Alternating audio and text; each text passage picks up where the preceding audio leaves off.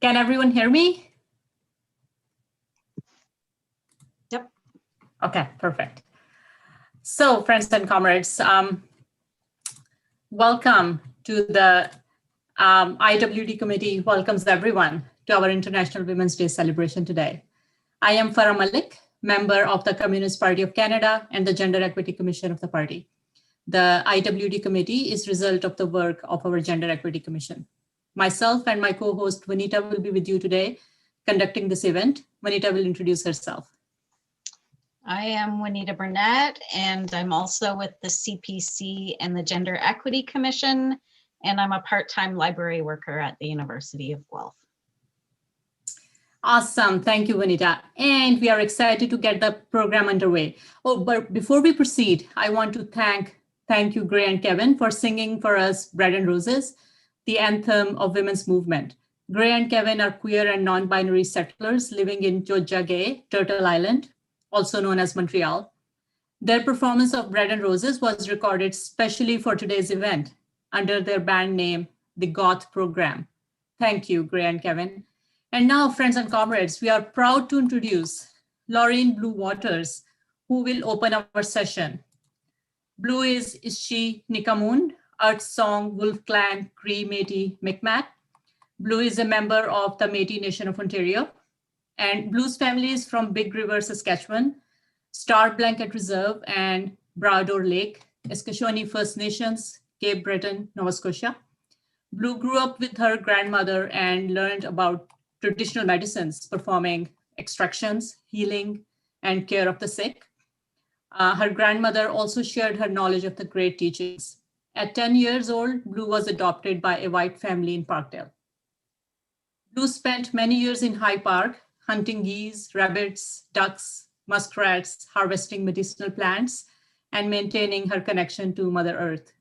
Blue's gifts include traditional teachings, giving traditional spirit names, hand drumming, songwriting, creative writing, and full moon conductor, pipe ceremonies, and sweat lodge ceremonies. She is a two-spirit person, a mother of three, a grandmother of three, a sun dancer, pipe career. Please welcome Laureen Blue Waters. Thank you very much. Thank you for that welcoming. I'll start off by saying Tanse Eskinikamun Natisina Kasun, Maingando Dem, Atathakup, Saskatchewan, Eskazoni Nadunjapa. What I've said to you is my name is Earth Song, and I am from the Wolf Clan, and my family is from Atathakup, Saskatchewan, and Eskazoni First Nation. And I come to you today from Turtle Island, from the territories of Curve Lake, Hiawatha, and Alderville First Nation. And so I want to welcome you into the many territories that exist within Canada and the United States as part of a whole, as Turtle Island. And today we ask that as the words are spoken, those that are with us, their ears will be open and they will hear things in a way of which maybe they never heard before, that their hearts will be open to understand of the many things that harm and hurt our women, our two-spirited, our trans that exist within today's society, that our mind will be able to comprehend and come up with a solution of how they can help and how we can try to eliminate this genocide, which affects so many of our women, trans, and two-spirited people throughout all of Turtle Island and all of the world. I traveled for 2.5 years with the National Inquiry into Murdered and Missing Indigenous Women and Girls. And over that 2.5 year period, I heard about all the genocide that existed within many, many communities, how one's loved ones were tortured, taken away, left for dead along the side of roads, experienced trauma in all its forms and violence in all its forms. And we know that these numbers affect women, trans, two-spirited, and non-binary people in higher numbers than the rest of the population. And when will it stop? I wish it would stop today. But it's going to take all of us to continue teaching each generation about the importance of women as life givers, the importance of gender diversity in bringing balance, the importance of accepting someone for whom they say they are, not who we may think they are because of our vision or because of our learned understandings. I do know that the violence, the trauma, the disappearance has to stop. And it's going to take all of us to work on that. As we move forward each day, I ask that all those that are listening actively take a part in their responsibilities to speak out against all forms of violence, against those that are most marginalized, against our BIPOC communities, against our trans, against our two-spirited, against our non-binary people, against our Indigenous people. Because we know that we cannot continue going on like this. Every year we meet and we feel heartfelt, we feel sadness, we feel anger, we feel disappointment because another one of our loved ones has experienced that same violence in which we speak about today. But I do know that we are resilient.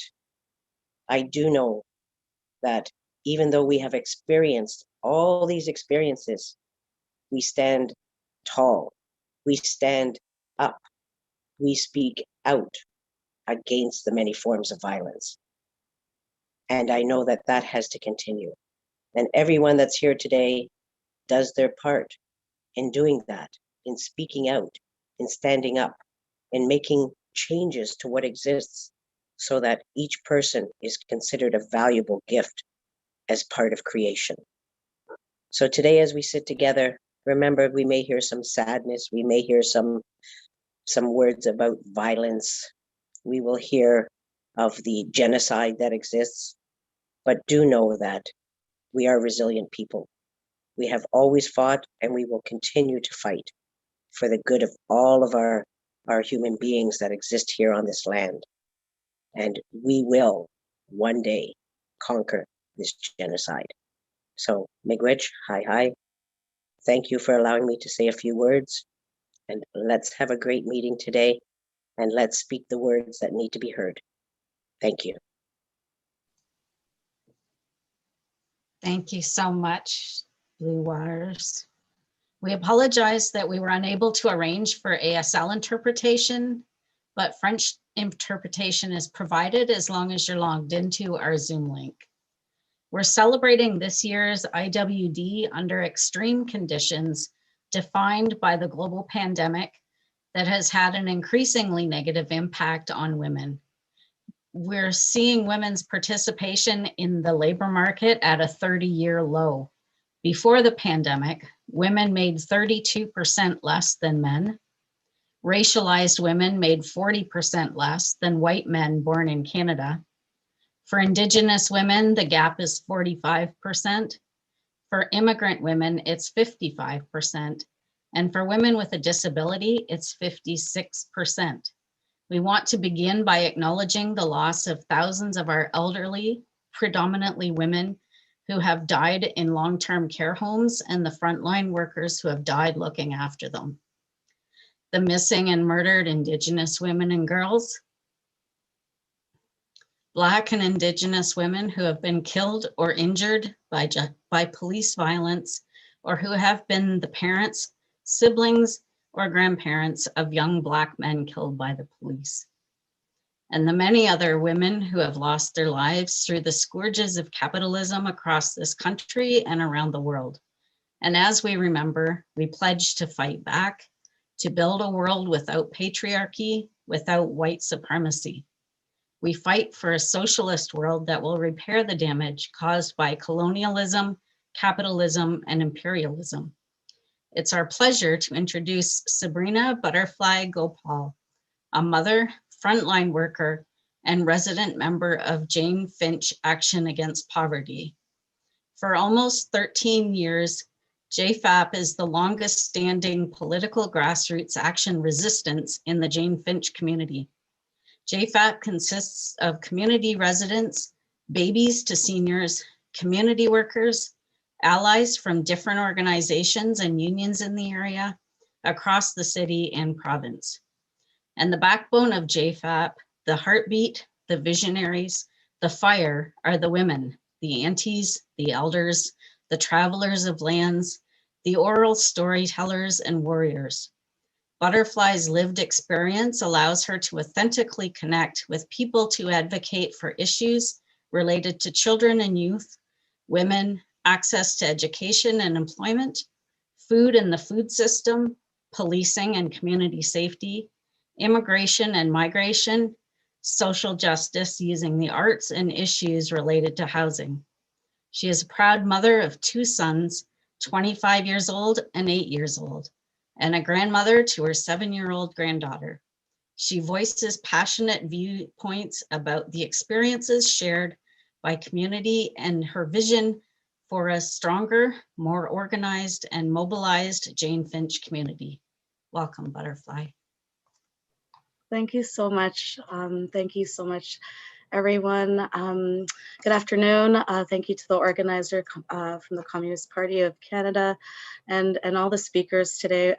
Really amazing to be with you all and share virtual space. So yeah, JFAP's it's an anti-poverty resistance in our community for 13 years.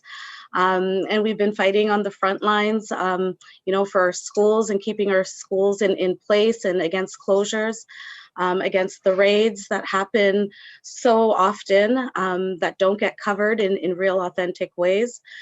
We've been on the front line to get cops out of schools, and that took us 10 years. And that's just owning our school boards. And we take on corporations. When Loblaws put up a horrible, racist, sexist, ableist ban that, you know, banned us from strollers and reusable bags. And that took us less than a few days to get that down. What you're seeing are beautiful images of the women of JFAP. Over this time, we've seen so much honesty, so much, you know, pain and struggle, and so much resistance and fire. The backbone of JFAP is really the people who live here, that you know, use our public services, our transit system, our schools, and really have no options and are being impacted every day historically through systemic and structural barriers, anti-Black racism. You'll see JFAP collaborating with you on the front lines downtown for May Day and other solidarity actions. And we do partner and we work with people locally. And within our community, you know, JFAP's been doing amazing work, but there are women that are taking up leadership and focusing on education and food justice and health.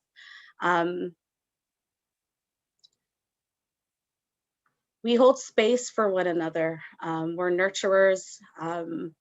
We hold space for each other, not just during the pandemic. We have networks and we trust our neighbors in our community. We organize collaboratively, and you know, in it all, you know, we know how capitalism is killing us. We see it every day.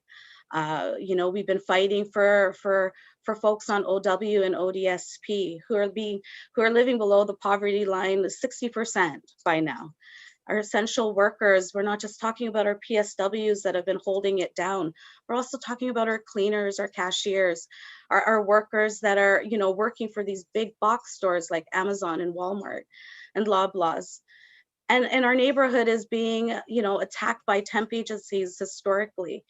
Our only work that our community is able to access is through temp agencies that are unsafe and historically killing people on the job. And our government still turn a blind eye and still haven't rolled out with paid sick days. We have horrible landlords that are going to kick people out. You know, these eviction orders that are coming down the pipe, you know, once they're being enforced, where are people going to go? Historical bad landlords that are known, like Greenwood and Metcalf. And Renee Property, who also owns long-term care homes that had outbreaks in the beginning of the pandemic, are still able to operate as business as usual. We see how systemic it is when we see the school to prison pipeline. You know, racist policies like the Safe Schools Act and zero tolerance that pushed our kids out of schools. that created that policed them and criminalized them, and the rollout of TAVIS and other police strategies to further surveillance and police our community. And it exists in our healthcare system. When young women are having babies, they're greeted with child welfare. They're being pushed to having C-sections and after midnight, so there's premium pay. This is historical, this is known, and it's particular bodies that this is happening to. So since COVID, everyone's up in arms, but our neighborhood's been fighting and been resisting. There's been an epidemic before the pandemic in neighborhoods like Jane and Finch. And when we talk about food insecurity, our neighborhood, our community, our local organizations responded to food before any government agency had a proper plan. And it's still not proper with Band-Aid solutions and huge cuts that are going to be coming after March to small local organizations that are providing meaningful services. And we've seen the impacts of COVID in terms of domestic violence and women and children being forced into making harder decisions. Folks coming together and taking care of each other, children to be able to work. Folks coming together and living intergenerationally in homes to provide and afford rent. And services that aren't meaningful and providing for people like us in our community, working poor communities with childcare that's more reflective of our workers' needs.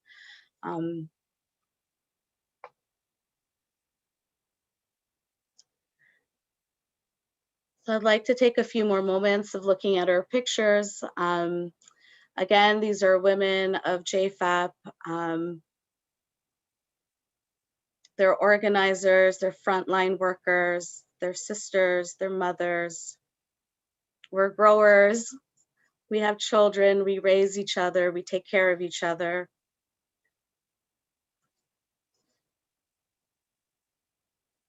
We're intergenerational, we're on the front line. I'm so happy to be with you all today. Thank you for your time.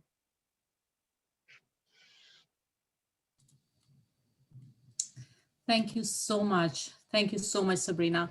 We are honored by your presence. Thank you for your brave work, your courage for standing up. We are with you in this struggle. Your sisters hand in hand. Thank you so much. Next up is an important message, a recorded message from Gretel Morante Rosette, who is the Foreign Affairs Director with the Cuban Women's Federation in Havana. Gretel Morante.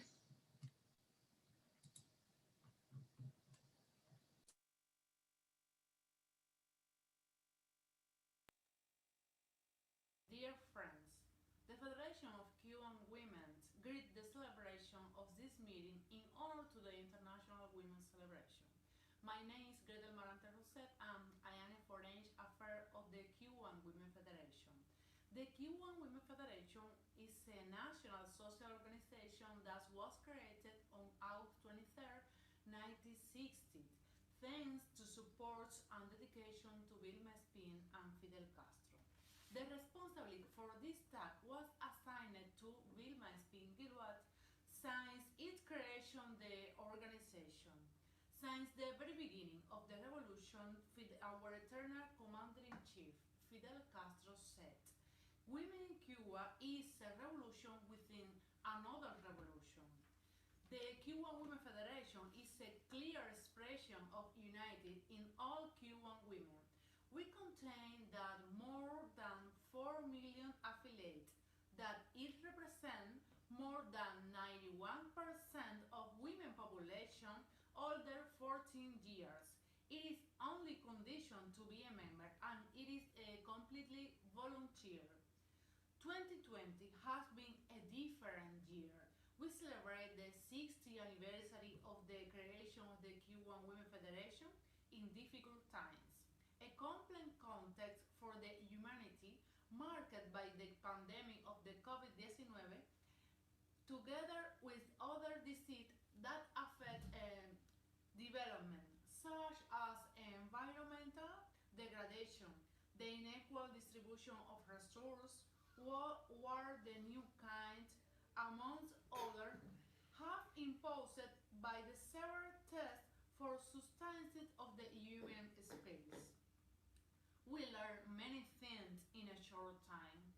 To express love to family, to friends, to replace visit with call, to become an active user of cyberspace, meeting, exchange, and only online forums have been incorporated into the work agenda.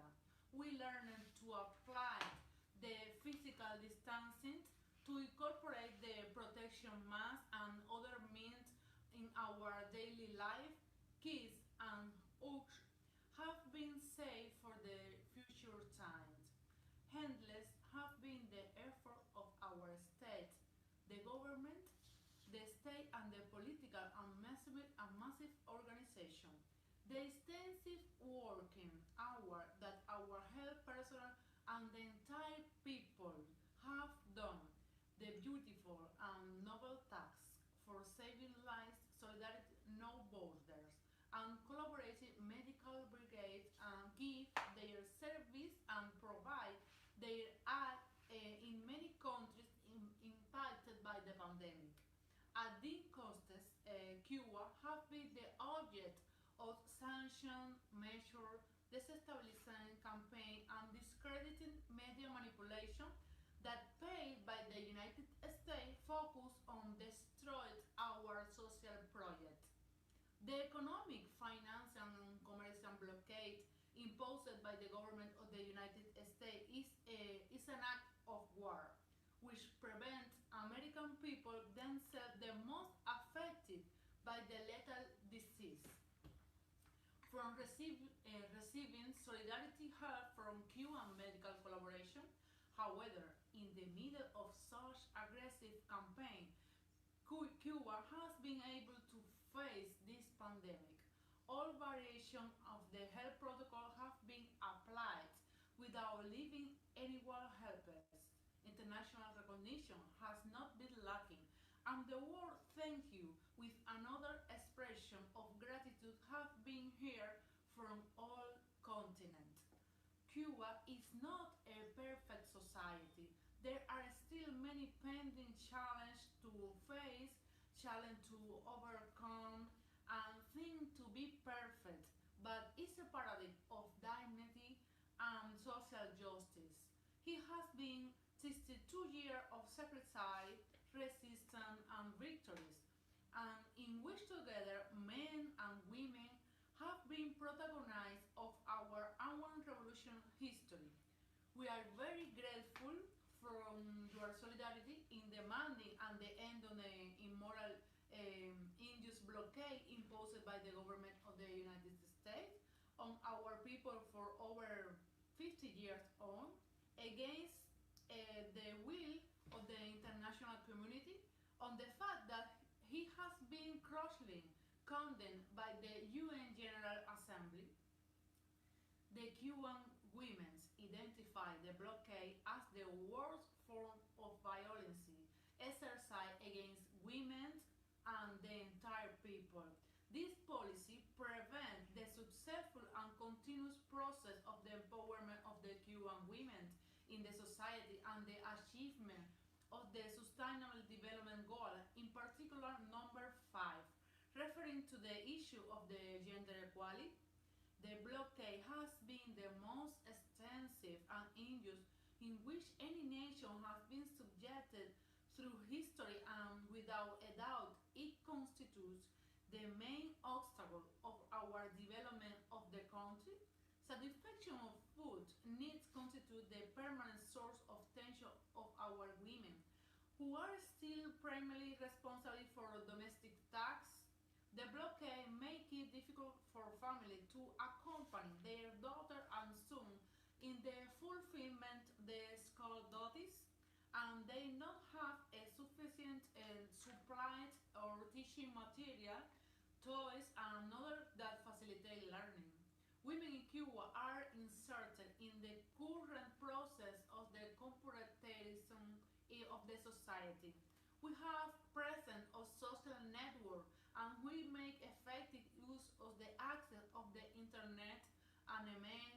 Despite the incessant media campaigns, organized by the imperialist neighbor with the firm intention of destroying the Cuban Revolution and denigrating the image of the women. The Federation of Cuban Women has been recognized by the government and the society has a national mechanism for the advancement of women due to its extensive work at the grassroots level, its role in the introduction of gender concept in the institutional agenda and the public policies, it worked for the complete integration of women to the economic, political, social, and cultural life in the country. The Cuban Women Federation has a legislative power. This condition to bring us the possibility to promote laws and public policy with gender perspective. The Cuban Women Federation has get the special consultative status with the ECOSOC. ECOSOC is the Economic and Social Council at the United Nations since 1997. This facilitates our participation in the council session and also it is functional commission, fundamentally in the Commission of the Status of Women and the Human Rights Council. It also enables us to present periodic oral and written contribution regarding the work of our organization. The Cuban Women Federation is also a member of the international movement and organization such as the Women International Democratic Federation, the Conference of the NGO, the International Council of the Social Welfare, and the World Women March, among others. The Federation of Cuban Women coordinates the regional office of the International Democratic Women Federation to organize the work of the World Organization of Latin Americans and the Caribbean. This unjust blockade imposed by the United States government limit the result of the MNC work. For example, if we are the sea obstacle to obtaining material for the textile production of the Artisan Center El Quitrin, our publishing house is an institution created by the Cuban Women Federation, feel the impacts of the unilateral policy as access to the publication is limited. Cuba is ours. It belongs to the Cuban people, and we will continue as an example of a free and sovereign nation. It's solidarity time. Thank you.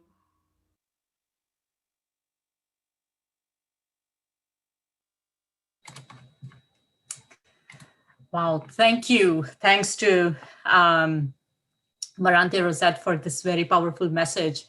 We all know, friends and comrades, that the solution is political, and we as women, we as friends and supporters of each other in solidarity with each other, we can certainly achieve the target of eliminating injustice of all kind and against the women especially. So next up are greetings from one of our solidarity partners, Magdalena Diaz from the Latin American and Caribbean Solidarity Network. Magdalena. Thanks, Farah. Really, I appreciate being a part of the program, and together with some really amazing women, I'm just delighted to be seeing many of you again, and here I am to give you some greetings from the Latin American and Caribbean Solidarity Network. As a female identified, a daughter, a mother, a sister, a partner, a comrade, and a member of the Latinx community, I bring you solidarity greetings from Laxon. Even though women won the right to vote in 1893, 1800s, in New Zealand, it's not until 1979 that the Convention of the Elimination of All Forms of Discrimination Against Women was signed. However, there are still places around the world where it is very difficult for women to exercise the right to vote.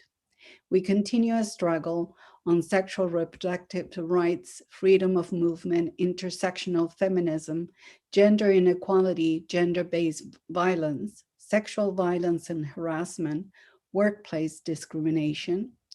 I choose to challenge the status quo, and I stand today and the 364 days left in the year firmly by the side of women who choose to challenge, like the women that are here today. I honor the unnamed warriors who have been opening path to a better world where gender parity is a reality.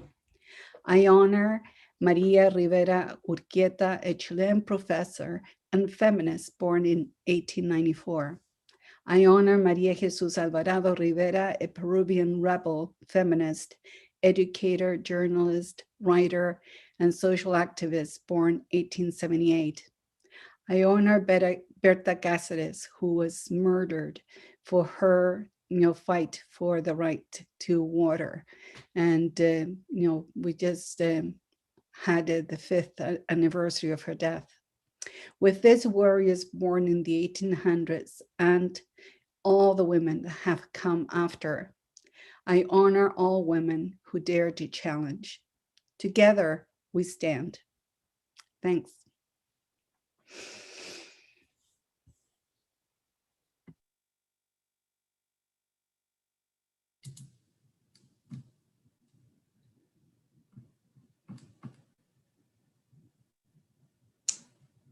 Juanita? Sorry.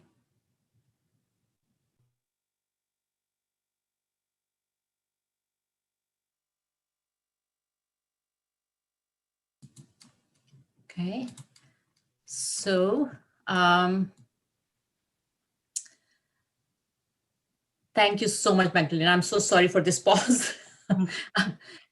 Thank you so much for. I was told a minute, so I didn't want to go over the minute. Pardon me? As I was told to just take a minute. So, and I know that. Thank you so much. You were right on time. My apologies. I was just saying that I'm sorry about the pause. It was between myself and Vanita that we were. Thank you so much. It's always such a joy to have you, Magdalena. So next we have this video from our solidarity partner, the Committee of Progressive Pakistani Canadians. And this is Alia Ali. This is a recorded video message. Thank you. Hello everyone, my name is Alia Ali. I'm a physician currently based in Winnipeg. I am also a member of the Committee of Progressive Pakistani Canadians, the CPPC. In these isolating times, it is more important than ever to stand together, and I thank the CPPC for providing this virtual platform to express solidarity with all our comrades who are celebrating International Women's Day. As a healthcare provider here in Winnipeg, I have many Indigenous women patients, and I would like to take this opportunity to acknowledge the struggle they face, the systemic racism even within healthcare, the ongoing violence of the settler colonial state that encompasses racist institutions of police and child protection services, which continue to rip apart Indigenous families, as well as the everyday lived experience of violence, which includes anything from indignity to undermining of their pain to stereotyping to physical violence and even death. As a immigrant single mom here in Canada from a former colony, I faced challenges. But despite the challenges, despite the racism, I feel that I'm still better off and I am able to carve a path for myself. Therefore, as an activist, as a woman, as a progressive, it is important for me to acknowledge that. And my message today to all my comrades, especially those in Canada, is that we continue to support the struggle against the apathy of the government, for justice for our missing and murdered Indigenous women, and we continue to support of the Communist Party of Pakistan, its Women's Front Sorry, what is Kamaljeet, can you please mute yourself? And my message today of the Communist Party of Sorry about that. So Jay, is Alia's video has ended? Yes, yeah. Okay, so we missed her last part because there was some technical issue. I don't know whose video was that. Yeah, is some audio from the other side? Sorry, I don't know who. Right, yeah. Okay, so can you play the last part again? Is it, if it's easily possible? Yeah, let me just try to cue it 1 second. here. Yeah, thank you. Hello, but despite the challenges, despite the racism, I feel that I'm still better off and I am able to carve a path for myself. Therefore, as an activist, as a woman, as a progressive, it is important for me to acknowledge that. And my message today to all my comrades, especially those in Canada, is that we continue to support the struggle against the apathy of the government for justice for our missing and murdered Indigenous women. And we continue to support Indigenous nations in their fight for sovereignty and the destruction of the colonial state. Wishing everyone a great International Women's Day. Thank you. Thank you, Jay, for playing it again for us. What a wonderful message from the Committee of Progressive Pakistani Canadians. I'm also a proud member of the committee. And Alia is a good friend as well. So friends, we are honored to have our next performer. Okay, sorry, I'm sorry. Helen, we don't have Maria, okay. So it is then, Vanita, over to you. Yes, please welcome Turaj Sami, who will bring greetings from the Today Party of Iran Canada organization.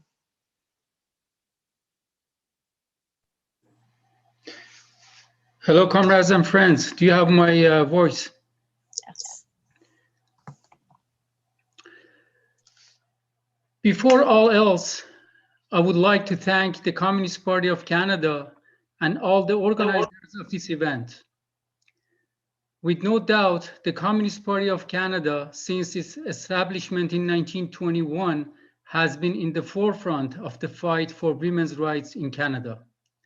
Comrades and friends, today the women have shown their highest levels of competency to be present in all aspects of social life, not the least to take on the most critical positions of decision-making in the world.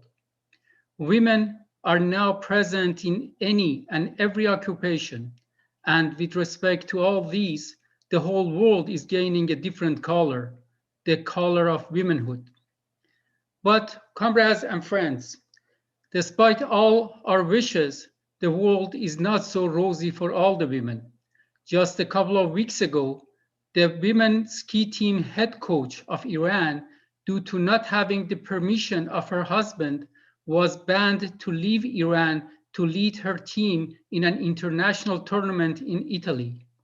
In parts of Iran, the genital mutilation for women is being practiced, and the law in Iran allows the girls as young as 13 years old to be given for marriage by their parents or guardians.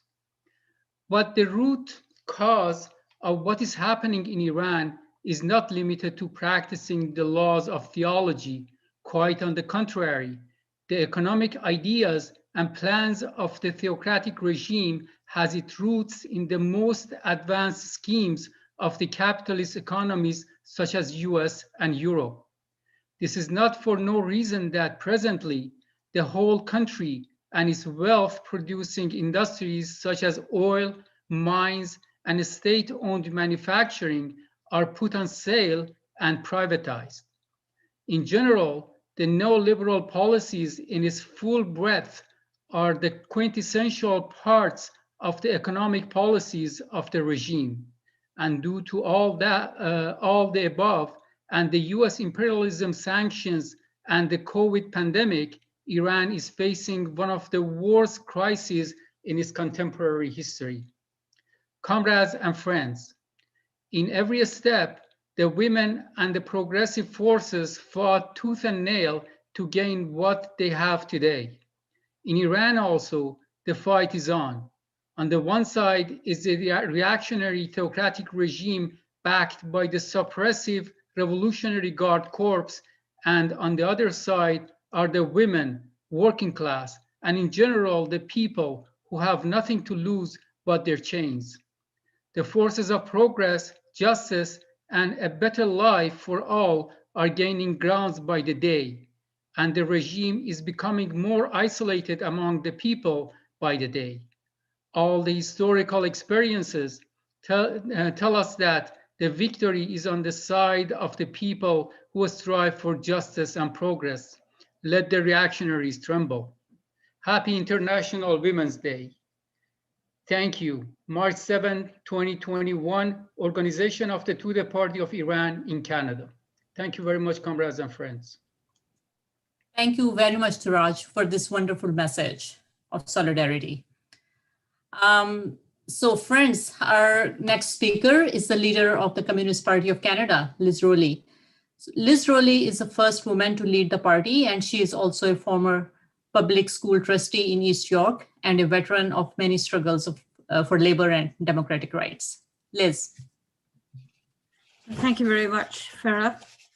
Well, dear comrades and friends, sisters, I bring you warm greetings and congratulations from the Communist Party, Canada's Party of Socialism, on this auspicious occasion of International Women's Day 2021. Today, women around the world celebrate their achievements and the advances they have made since the first International Women's Day in 1909, marking the brutal repression of women garment workers in 1857. In 1910, the revolutionary German communist Clara Zetkin proposed March 8th to mark International Working Women's Day around the globe, and that is the real socialist origin of IWD, which concerned itself with the economic, social, and political conditions, the rights of working women. A century later, women have made great advances, and the vast majority of women now in the workforce, many of them active participants in the current struggles for universal quality public childcare, reproductive rights, two-spirited LGBTIQ rights, pay and employment equity, and full equality in all aspects of life. But these gains are being challenged by right-wing governments and the corporations they speak for, with the aim of increasing profits and the rate at which profits are made by workers in every country. The ability of employers to divide workers by paying.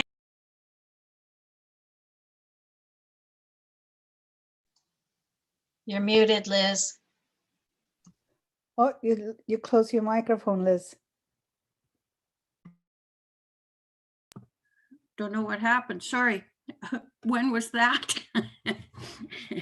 Is that just now? How long has it been off? Yeah, just now. Just now. Okay, so the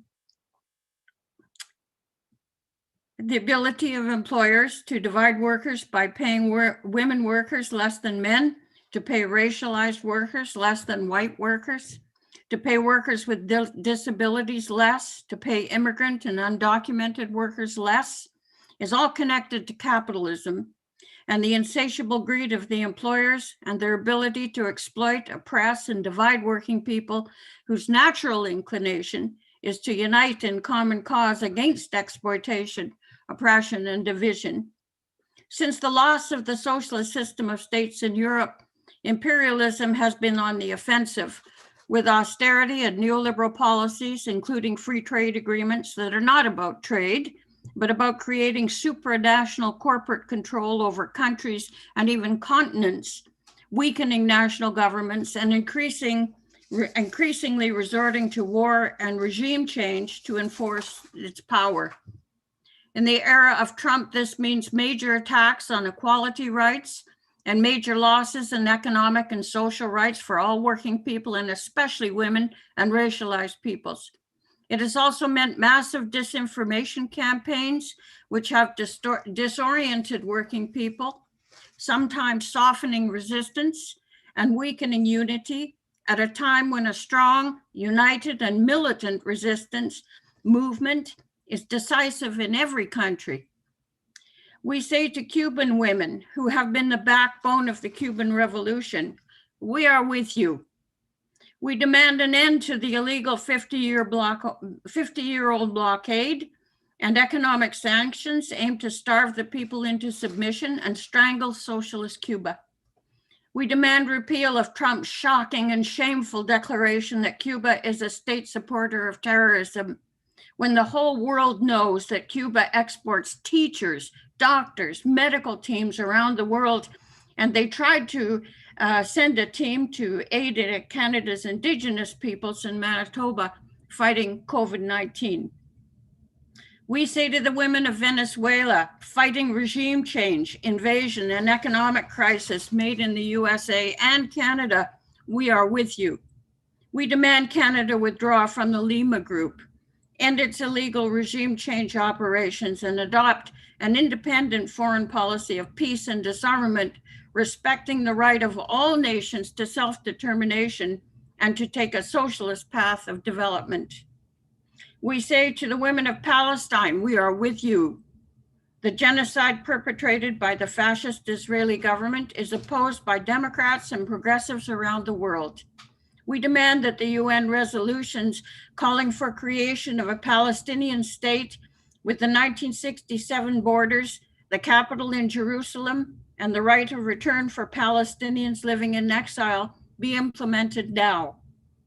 To the women in Syria, we are with you in your struggle for peace, security, and sovereignty, and for an end to US provocations. To the women of Yemen who are victims of Saudi genocide, we are with you.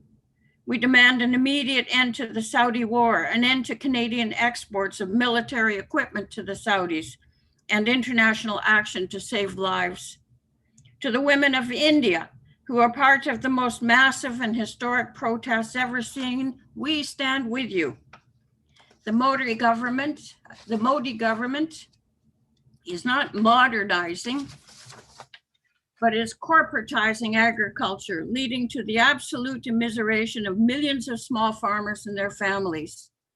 To the women of the world, we stand with you in the fight for peace and disarmament, against nuclear weapons and first strike nuclear war, for mutual security and for a future of peace for ourselves and our children.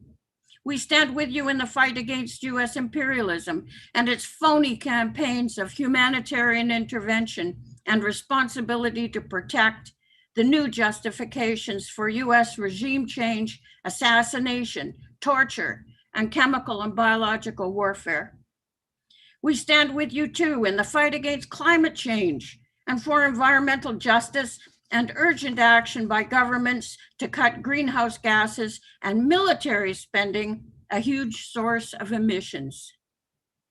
For a year, the world has descended into deep economic crisis that economists admit will get worse before it gets better. But better for who?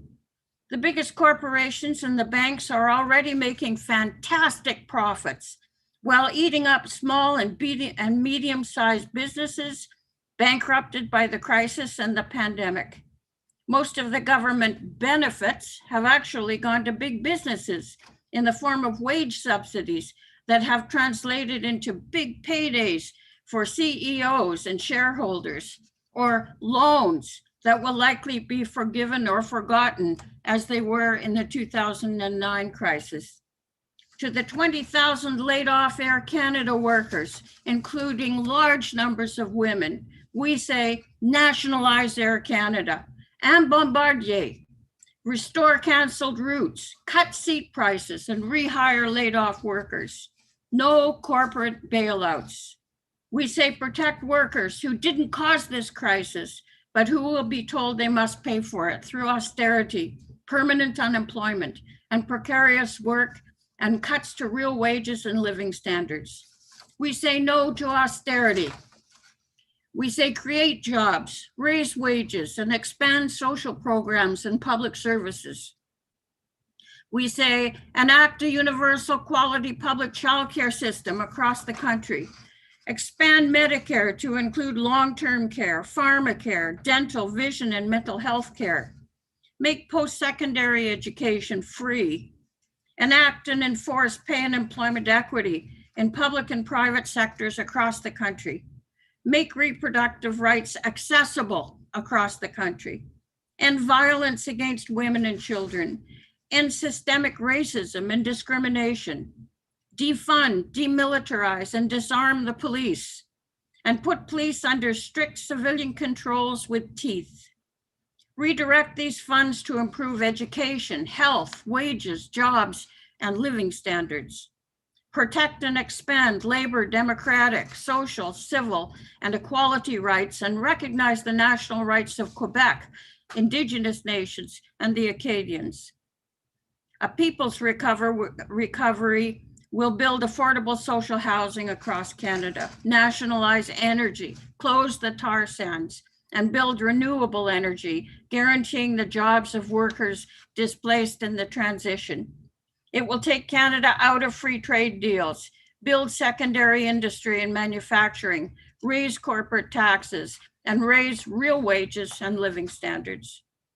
It would expand employment insurance to cover all the unemployed for the full duration of unemployment at 90% of previous earnings, raise the minimum wage to $23 an hour, raise pensions and lower the age to 60, enact a guaranteed livable income, not a subsistence income, and enact 14 paid sick days annually for all workers. This isn't a prescription for wealthy women. It's a prescription for mass action by working women, the unemployed, and the labor movement in Canada. It's a call to mass action. It's a demand for fundamental change for working class women in Canada. And it's time.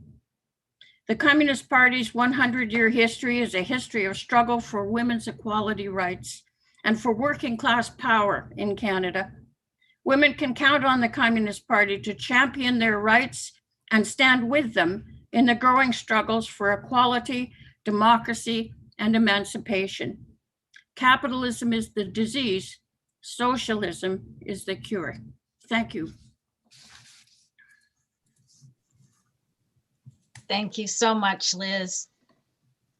We are very pleased to have greetings from the Palestinian Youth Movement Toronto chapter, who have sent this important message for International Women's Day.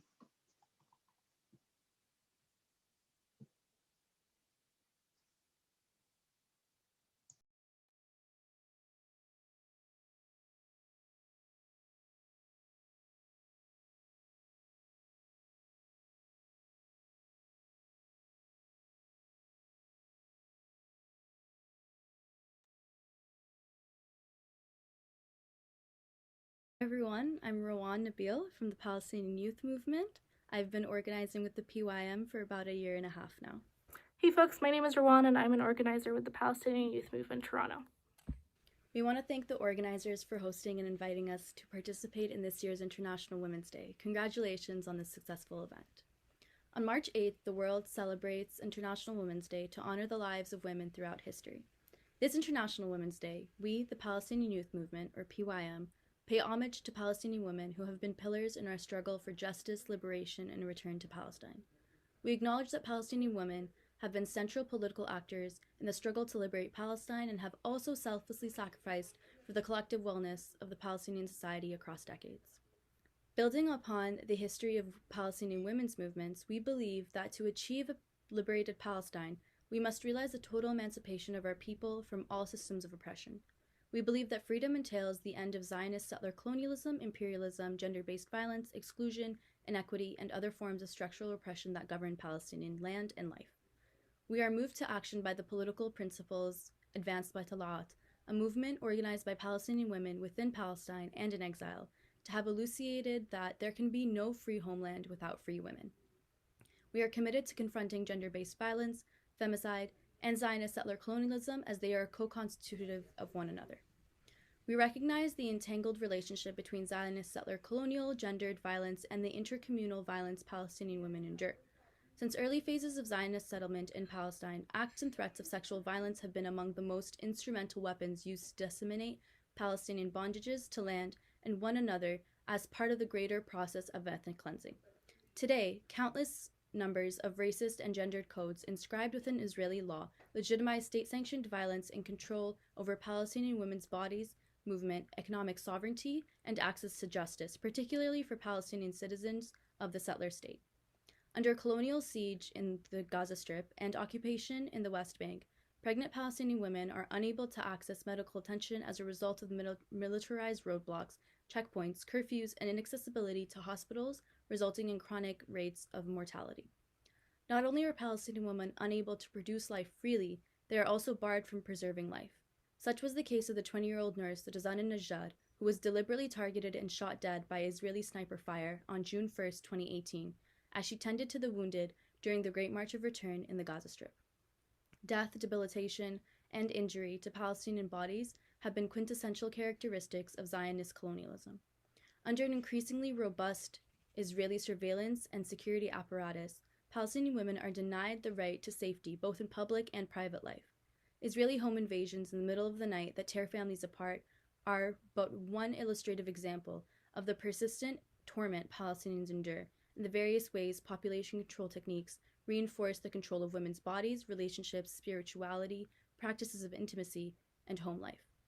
Furthermore, imprisoned Palestinian women and girls experience varied forms of psychological and physical torture that negate their humanity and weaponize gendered and sexual violence against them and their families. We are aware of the ways that women's rights have been appropriated by non-governmental organizations in Palestine, as well as in liberal Zionist, imperialist, Islamophobic, and Orientalist feminist discourses that reproduce racist notions of Arabs and Muslims. These discourses underlie the notion that the violence Palestinian women endure is a result of cultural and religious dogma. Such claims ignore and even justify the violence of Israeli colonization. As a collective of Palestinians, we reject all forms of pseudo-feminist solidarity with Palestine and simultaneously assert that ending violence against women is a Palestinian national aspiration, alongside aspirations for return, freedom, and dignity. We understand that Zionist settler colonialism is also a project of capitalist accumulation, not only impacting Palestinian bodies, but also our ancestral land as a resource for extraction, decimation, and development. We recognize that Palestinian women have played an instrumental role in defending the integrity of land and the life that it nurtures.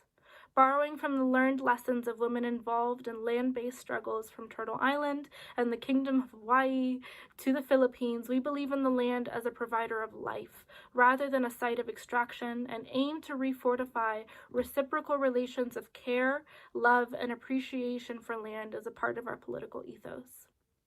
We recognize that unabated capitalist accumulation has resulted in global crises of displacement, fascism, xenophobia, environmental degradation, and violence against women. We honor and join women from across the global South who are rising against gendered violence, dispossession, class warfare, and in the protection of land. We unwaveringly affirm our commitment to transnational solidarity. We envision a future where all our people can be free from prisons, occupation, refugeehood, economic, gendered, and sexual violence, and landlessness. We trust in the power of grassroots liberation organizing, and we refuse to accept injustice in the name of prioritizing one cause above another. Women's liberation is not secondary to national liberation. We look to Palestinian women's movements, deeply embedded in our histories, for guidance and inspiration as we build upon their legacy. We borrow from the profound lessons of Arab and Muslim women's movements throughout history and the radical collective traditions of indigenous, Black, and Third World feminisms. With love, solidarity, and a tenacious hunger for freedom, we salute Palestinian women today and every day, and we commit our lives to political and social liberation as one people and one struggle. Until liberation and return, the Palestinian Youth Movement.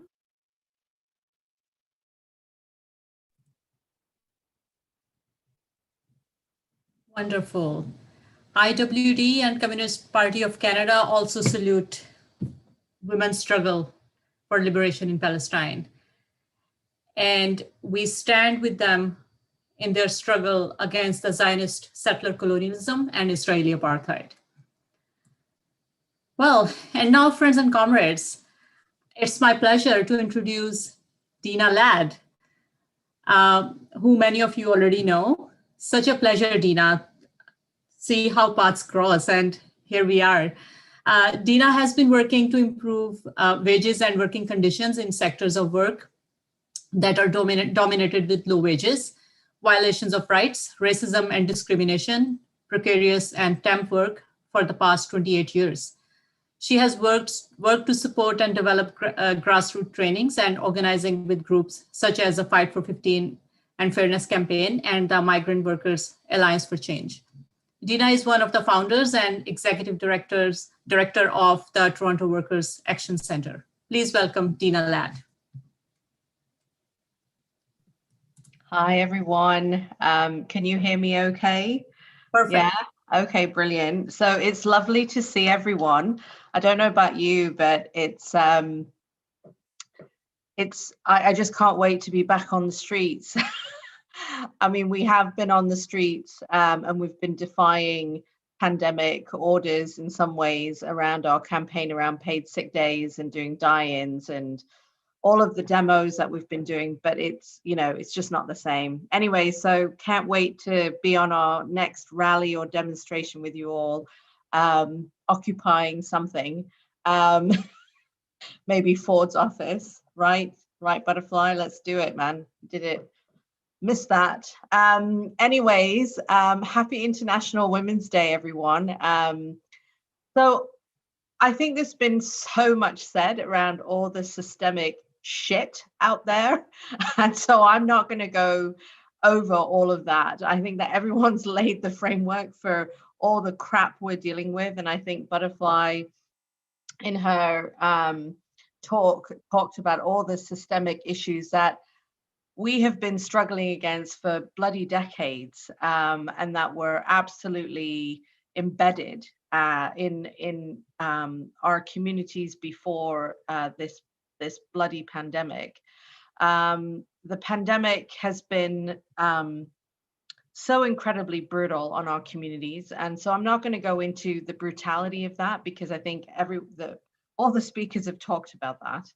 What I want to talk about is some of the women I've had the incredible honor to sort of fight alongside in the last, just in the last year, to give us a sense of sort of the incredible struggles that women are facing and how they've been fighting back. There are so many women that I've had the chance to work alongside and who have been so courageous despite losing work, having health on the line, unstable housing and all of that stuff, but have like really taken a lot of risks. I think about Sarah, who's a hotel worker, and she used to work at Hotel X, which is the luxury hotel on the CNE grounds that is owned by a corporation, an international corporation, that basically, instead of hiring people directly, decided to use a subcontracting management firm to hire workers, and then that subcontracting management firm used temp agencies to have workers in there, and then basically shut the subcontracting chain down in the middle of the pandemic, and over 200 workers lost their jobs.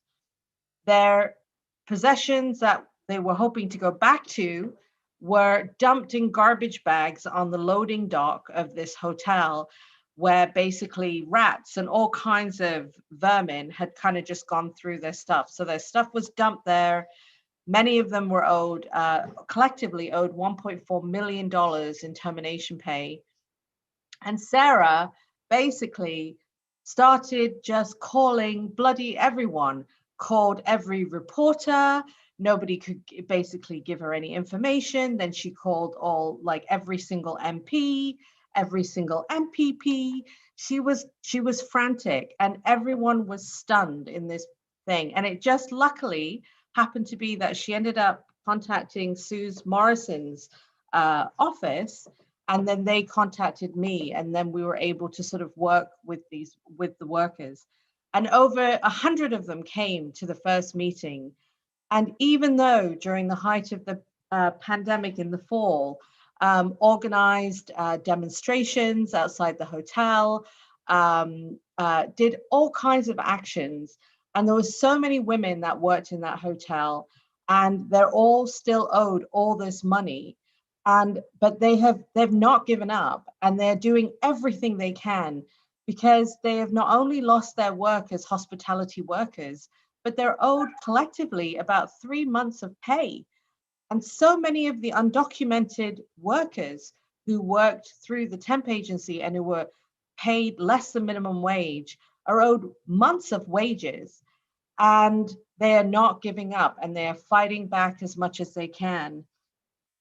And when I think about the undocumented women that I've worked with, I've met many women who literally have been working till their last day in construction sites before they're giving birth, have had their partners abandon them, and have given birth to babies with no access to income supports, to wages, anything during this crisis, and have literally been found by members of our center who have been doing grassroots outreach in the communities, and who have been just pounding the pavements in their communities to connect with women and with workers that they know who have nothing during this crisis, and who have had to go into incredibly dangerous situations and put their health at risk because they absolutely have no other bloody choice.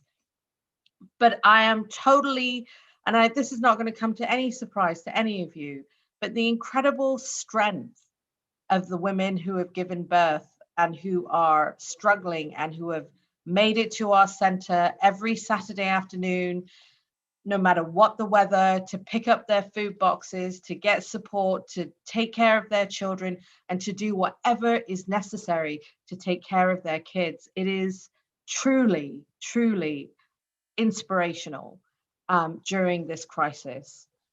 I think about Carolina, who is a part-time cleaner and a part-time restaurant worker, and basically is working, hobbling together income. And even though most of her money is going overseas to support her families, because so many of our communities that we're working with are supporting communities back home and families back home who are also suffering from the pandemic and have nothing. And so she is doing what she has to do to survive, to keep her family with food and with everything, and has gone publicly on the media, risked her jobs to talk about the fact that, undocumented workers have no income supports, have no paid sick days, have nothing during this pandemic, and has absolutely put herself on the line during this crisis.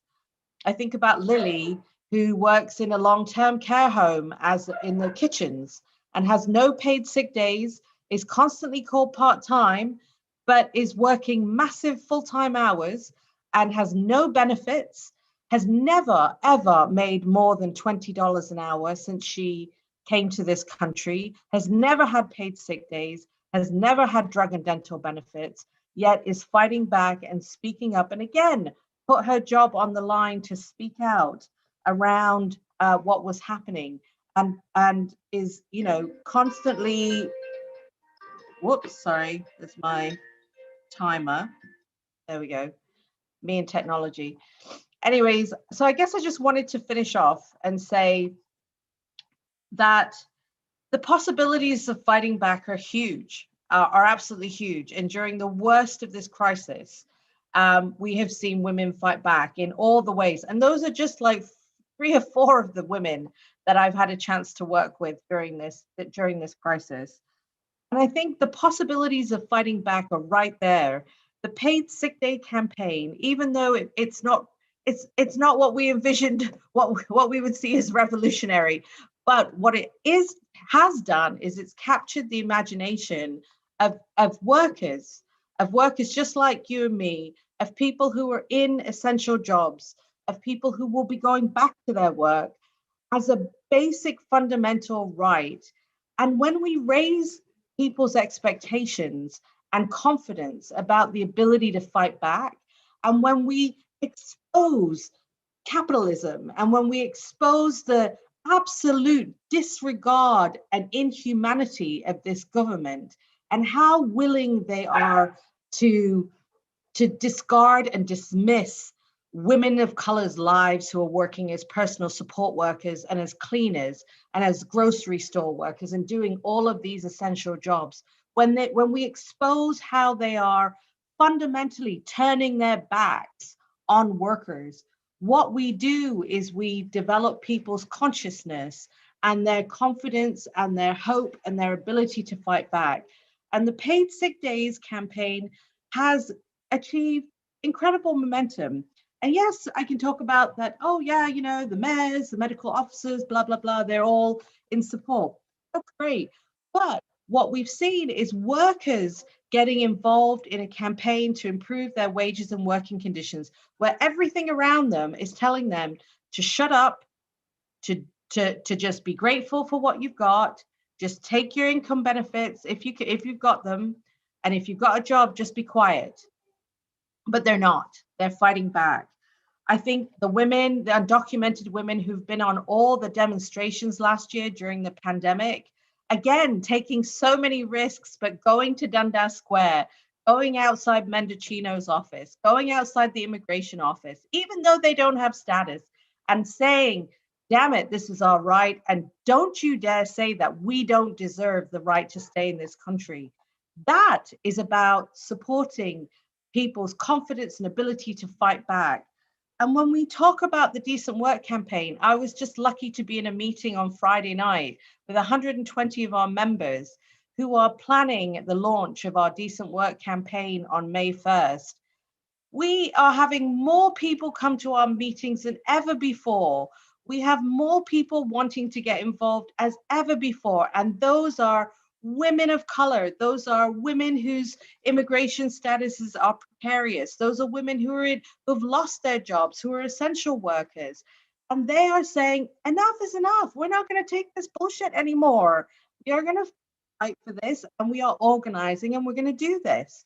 And this is what I am so fortunate to be part of. But what I'm saying to you is we've had a 40% increase in our membership. We've had so many people join our organization who want to fight back. It's our job, all of us, our collective struggle, our collective movement now is to ensure that we take this responsibility seriously, that we engage people like never before, and we provide every single possibility there is to fight back against the state, to fight back against the corporations that have just been merciless in their attack on our lives. And I think the more we can open up and wedge open those struggles from, like, you know, things like paid sick days, the possibilities emerge of pushing for more, of pushing and raising people's expectations and confidence of the ability to fight back. And that is the struggle before us, is how do we build a movement that takes the raised consciousness in our communities from this pandemic, that takes the raised expectations of deserving better in our communities and galvanizing that in the struggle forward.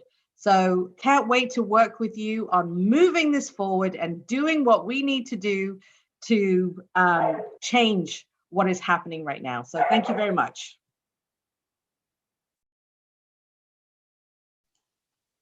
Thank you so much, Dina. It's lovely to see you as always.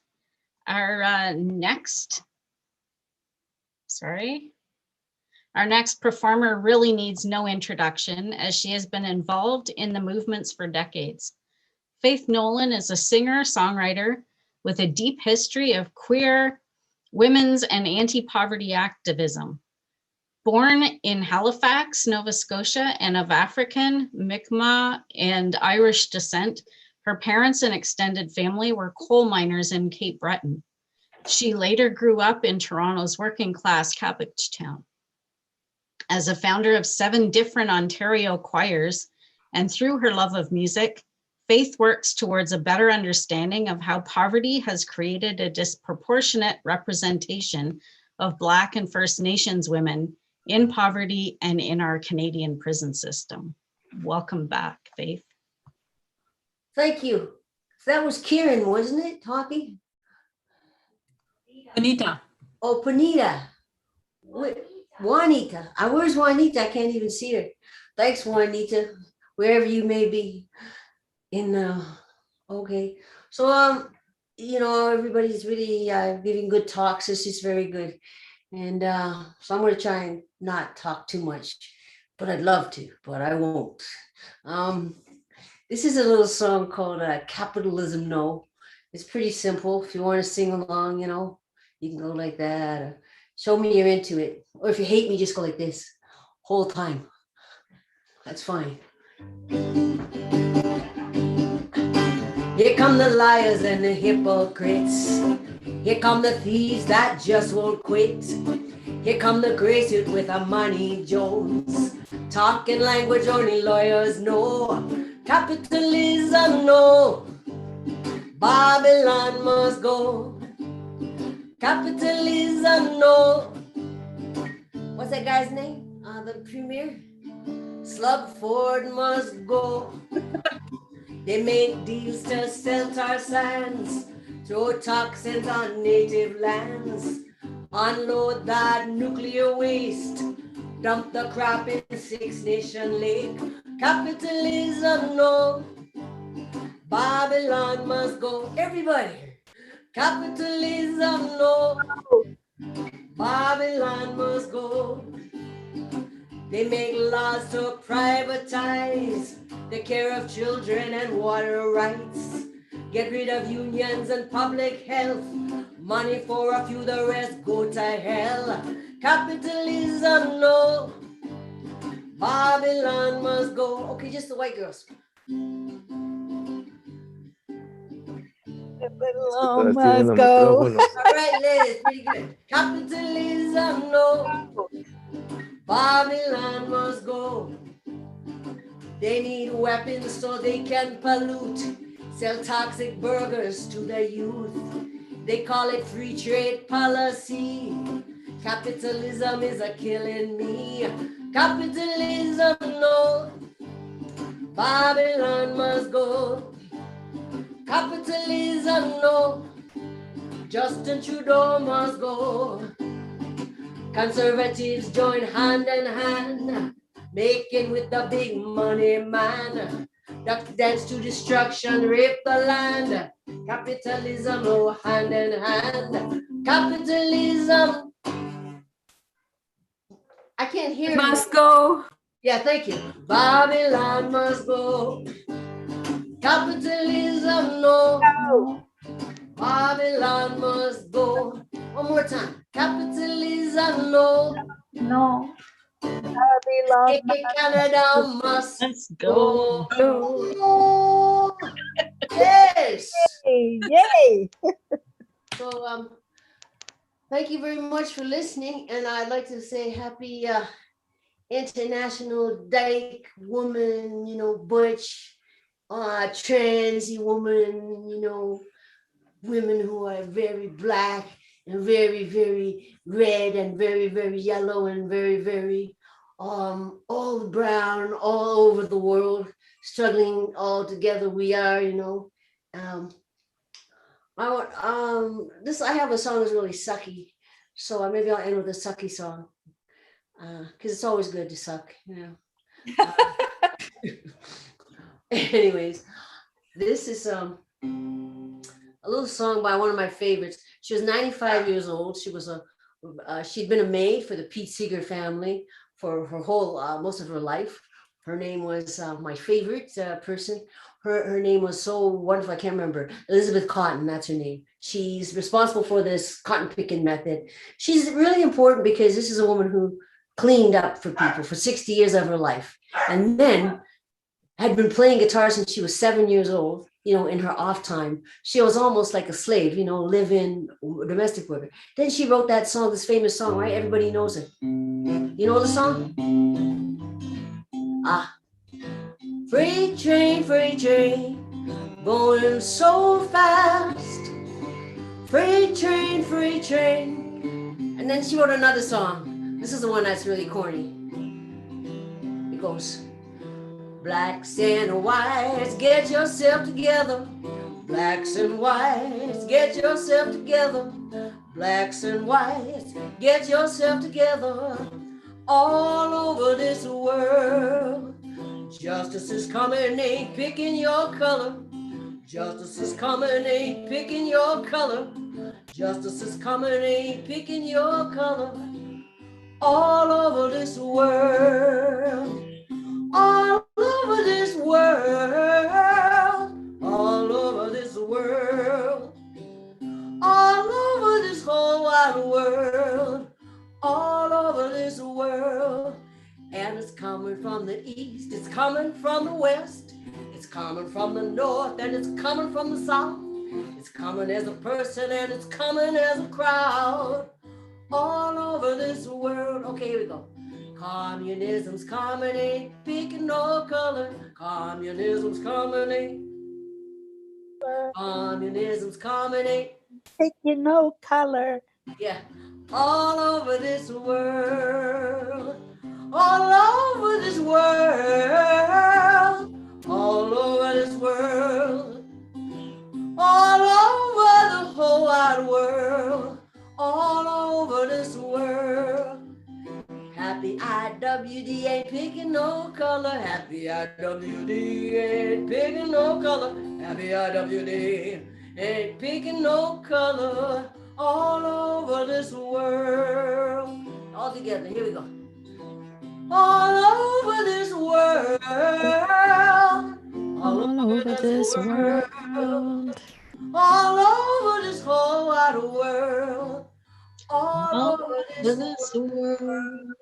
Beautiful. La luta continua. All power to the people. And there ain't no power like the power of women. And the power of the women don't stop. Yes. Say it again. Yeah. Thank you, Faith. Thank you so much, Faith. Our next video brings greetings from the Friends of the KKE, the Communist Party of Greece.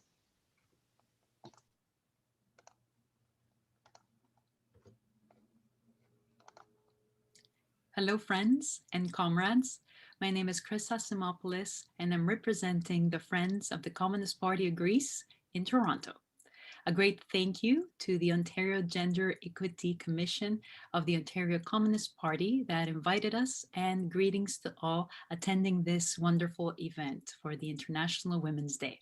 Women's issues is a historical social phenomenon which to its core results from exploitative class relations governing societies. The root cause of all forms of discrimination against women lies in the long history of social evolution, from slavery in feudal and capitalistic societies, since all of these socioeconomic systems are structured on exploitative class relations.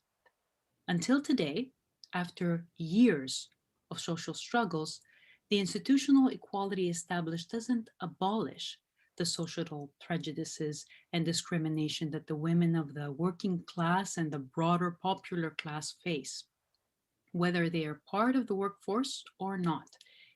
It is, in fact, these social circumstances themselves that often keep them away from the workforce, which is an inherently social environment, and in the slavery of the household, which is inherently an individualistic activity.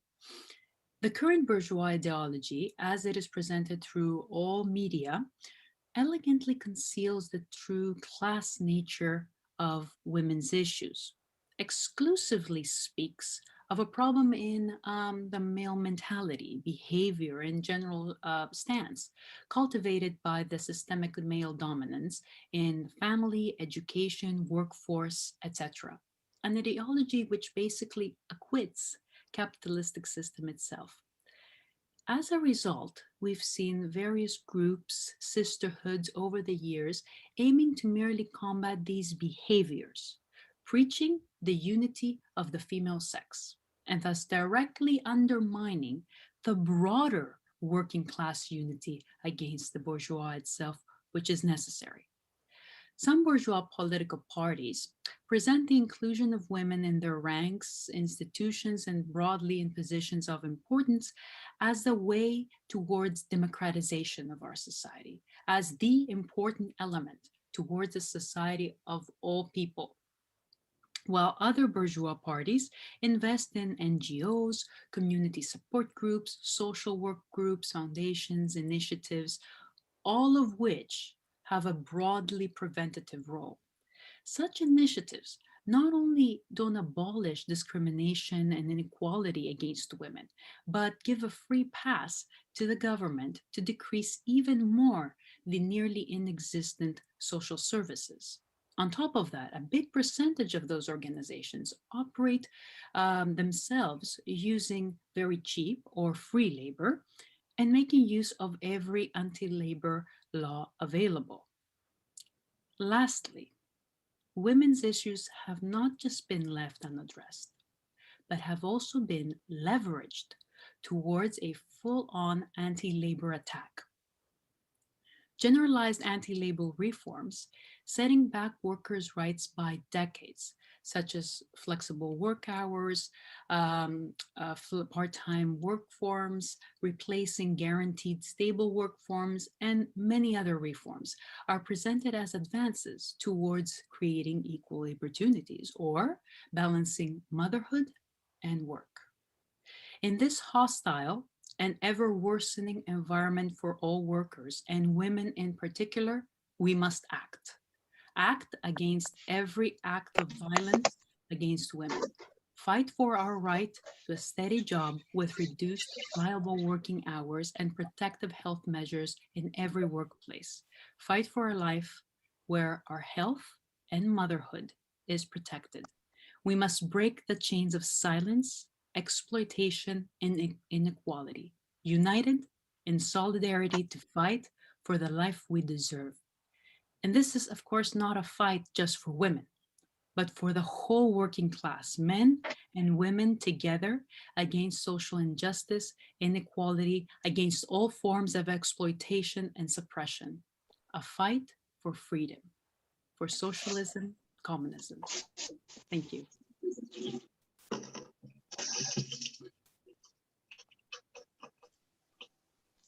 Thank you, Krissa Aziz. We look forward to working with you on next year's IWD.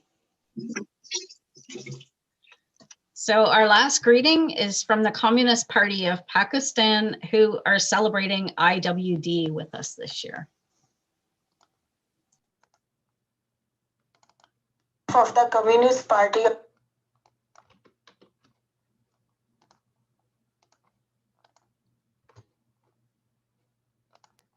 Communist Party of Pakistan, its Women's Front Democratic Women Association, I would like to extend cordial and revolutionary greetings to the Women's Commissions of the Communist Party of Canada.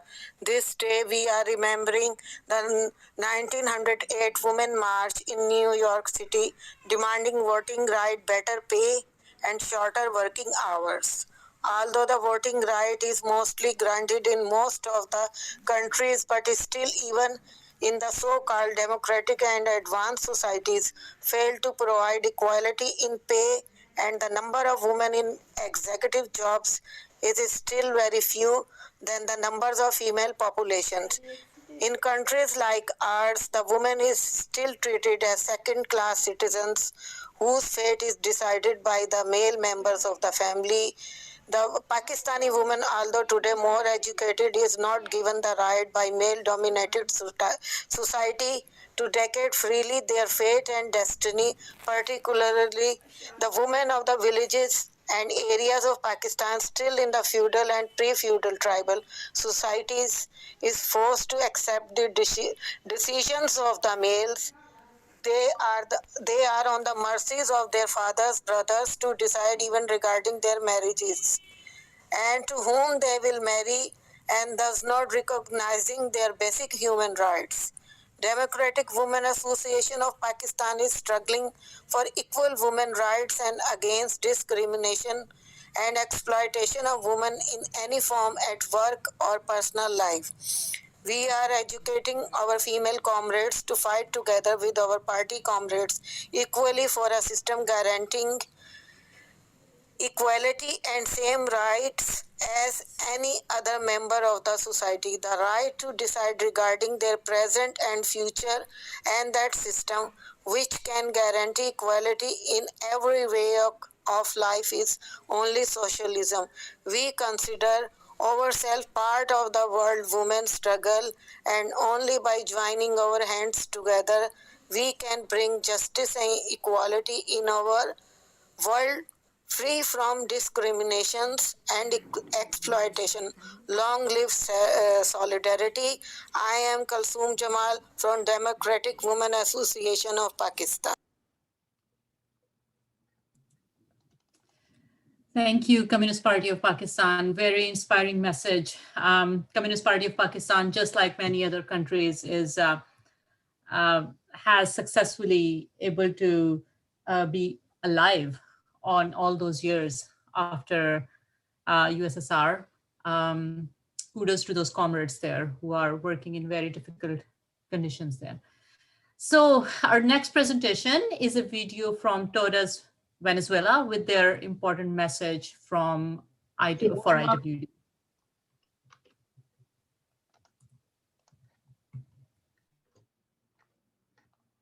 Reciban un abrazo sororo, chavista, bolivariano, todas esas mujeres de hermanas del Partido Comunista de Canadá, en especial a todas las compañeras que conforman el Comité de Equidad de ese partido y esta actividad maravillosa que han convocado las mujeres que estamos luchando en la primera línea.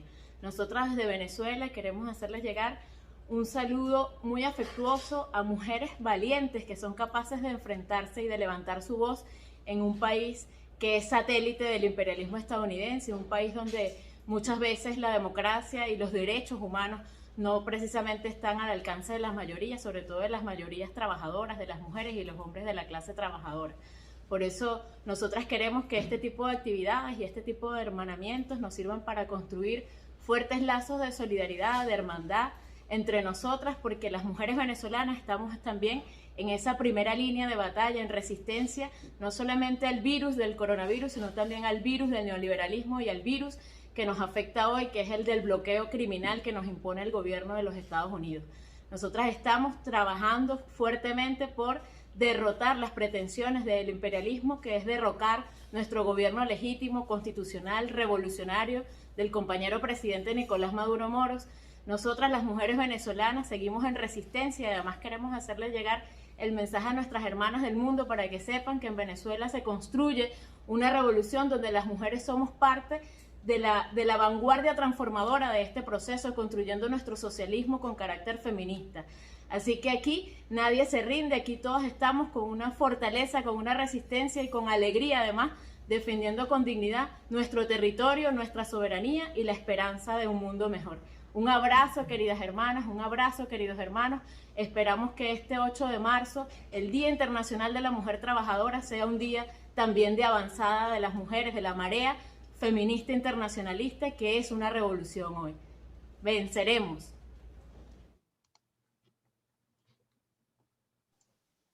What a wonderful message. Please welcome Kieran to bring us a greeting from the Canadian Peace Congress.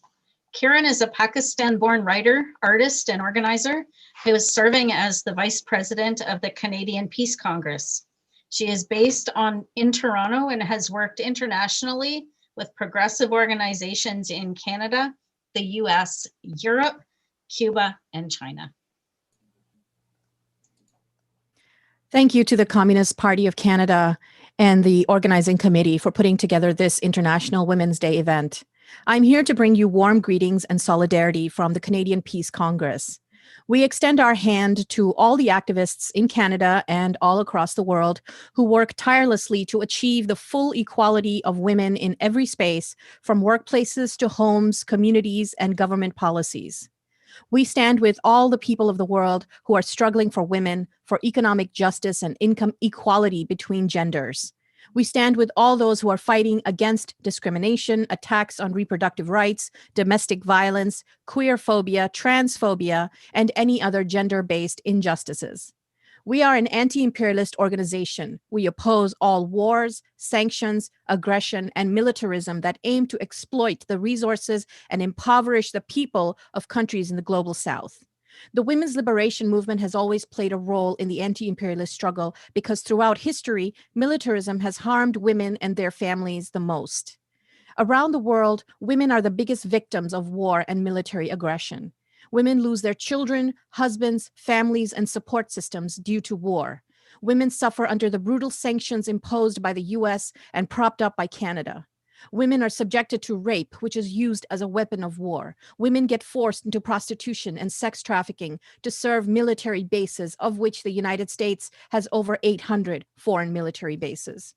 Women also suffer when military budgets of countries like Canada and the US get bloated with funds that should actually be going towards public health and education, childcare, and other social support programs. What we need is solidarity with working class women, with poor and marginalized women, with the women making clothes in Bangladesh, with the women working in the coltan mines in the Democratic Republic of Congo, with the women forced to stay home or face honor killings, with the women pressured to selling their bodies. Not boosting up elite women running the CIA or sitting on the boards of weapons manufacturing corporations like Raytheon, Lockheed Martin, or General Dynamics, which are all headed by women at this point. We must remember that most women in the world toil away under capitalism and imperialism and face the harsh realities of gender oppression along with class oppression. We are now witnessing an emergence of a new Cold War along with military aggression against China, Venezuela, Iran, Syria, and more. Imperialist countries, including Canada, are on an ongoing quest to colonize and crush the poor people of the world. We have a responsibility as citizens of the imperial core to stand with our sisters and brothers and comrades around the world against our own country's imperialist forces. The arms race is accelerating. The world's military spending is well over $1 trillion per year, with the US military budget at almost $1 trillion alone. These are funds that could end world hunger, poverty, and homelessness many times over. The United States is now even militarizing outer space, while in fact the military of that country is proven to be the single biggest polluter on planet Earth. The Canadian government is directly implicated in supporting the US's Cold War against China, in which Canada's own trade relationships with China stand to suffer. Our government is also responsible for propping up regime change efforts against Venezuela, Bolivia, Nicaragua, Syria, and Iran. Canada also continues to bloat its military budget due largely to its continued membership in NATO, a warmongering entity created and headed by Nazis after World War II. Search online for NATO Nazis. All these are reasons why it is more important than ever to build a dynamic and strong peace movement all across Canada that's dedicated to bringing about social justice and positive change for the human race that can avert nuclear war and climate disaster and save the lives of billions of people. The Canadian Peace Congress is fully committed to this cause. We are a small group of dedicated people who could use your help and your partnership. We invite you to join us in this crucial struggle. Visit our website at canadianpeacecongress.ca to learn more. May you and your family always enjoy peace. Thank you and happy International Women's Day. Thank you, Kiran. Thank you so much for this strong and inspiring message from the Canadian Peace Congress. Thank you for actively being part of anti-capitalism struggle. Your passion, your dedication, and your courage for the fight against capitalism and for the achievement of socialism is contagious. It is fierce in solidarity. Okay, so we have our last speaker, and she comes from Montreal.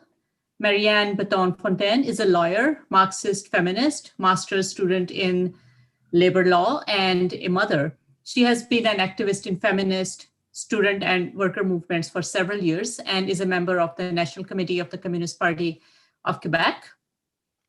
And she's also the co-organizer of the Women's Commission of the Communist Party of Canada. Topics of her research and analysis focus on Marxist and feminist analysis of law and labor. Bienvenue, Marianne. Marianne will be speaking in French and we'll be having consecutive translation in English. Over to you, Marianne. Bonjour, bonjour. Merci beaucoup de m'avoir invité sur le panel. Premièrement, j'aimerais commencer en reconnaissant, en soulignant en fait où je suis située sur le territoire, parce que je suis en fait sur le territoire traditionnel des Kenan-Kenaka, un territoire qui a longtemps servi de lieu de rencontre et d'échange entre de nombreuses nations autochtones, dont les Kenan-Kenaka, les Huron-Wendat, les Abénaquis et les Anishinaabe. Donc, en tant que communiste, bien sûr, je défends le droit à l'autodétermination de ces nations autochtones et je pense qu'une véritable reconnaissance du territoire doit bien entendu se traduire politiquement, d'où l'importance de défendre ce droit qui appartient à toute nation. Puis, bien sûr, j'aimerais aussi remercier, avant de débuter, les organisatrices de tout ce beau travail, de la traduction, de tout ça. Je pense que c'est un bel événement. Puis, je le ferme. C'est un peu intimidant, mais merci beaucoup. Hello, before I begin, I would like to point out that I'm located on the traditional territory of the Kanyen'kehá:ka, a territory that has long served as a meeting place and a place of exchange between many indigenous nations, including the Kanyen'kehá:ka, the Huron-Wendat, the Abenaki, and the Anishinaabe. As a communist, I defend the right to self-determination of these indigenous nations. A true recognition of the territory must, of course, be translated politically. Hence the importance of defending the right that belongs to every nation. And of course, before I begin, I would also like to thank the organizers for inviting me to this panel, as well as all the hard work that was done in offering the translation. Thank you. Merci. Donc, je pense que je vais commencer ma présentation en vous parlant de quelque chose d'assez dramatique. Lundi soir dernier, Myriam Dallaire et sa mère, Sylvie Bisson, ont été assassinés dans leur maison. La jeune femme de 28 ans avait commis le crime de quitter le père de son enfant, un homme violent qui avait déjà été condamné pour des voies de fait contre une autre femme.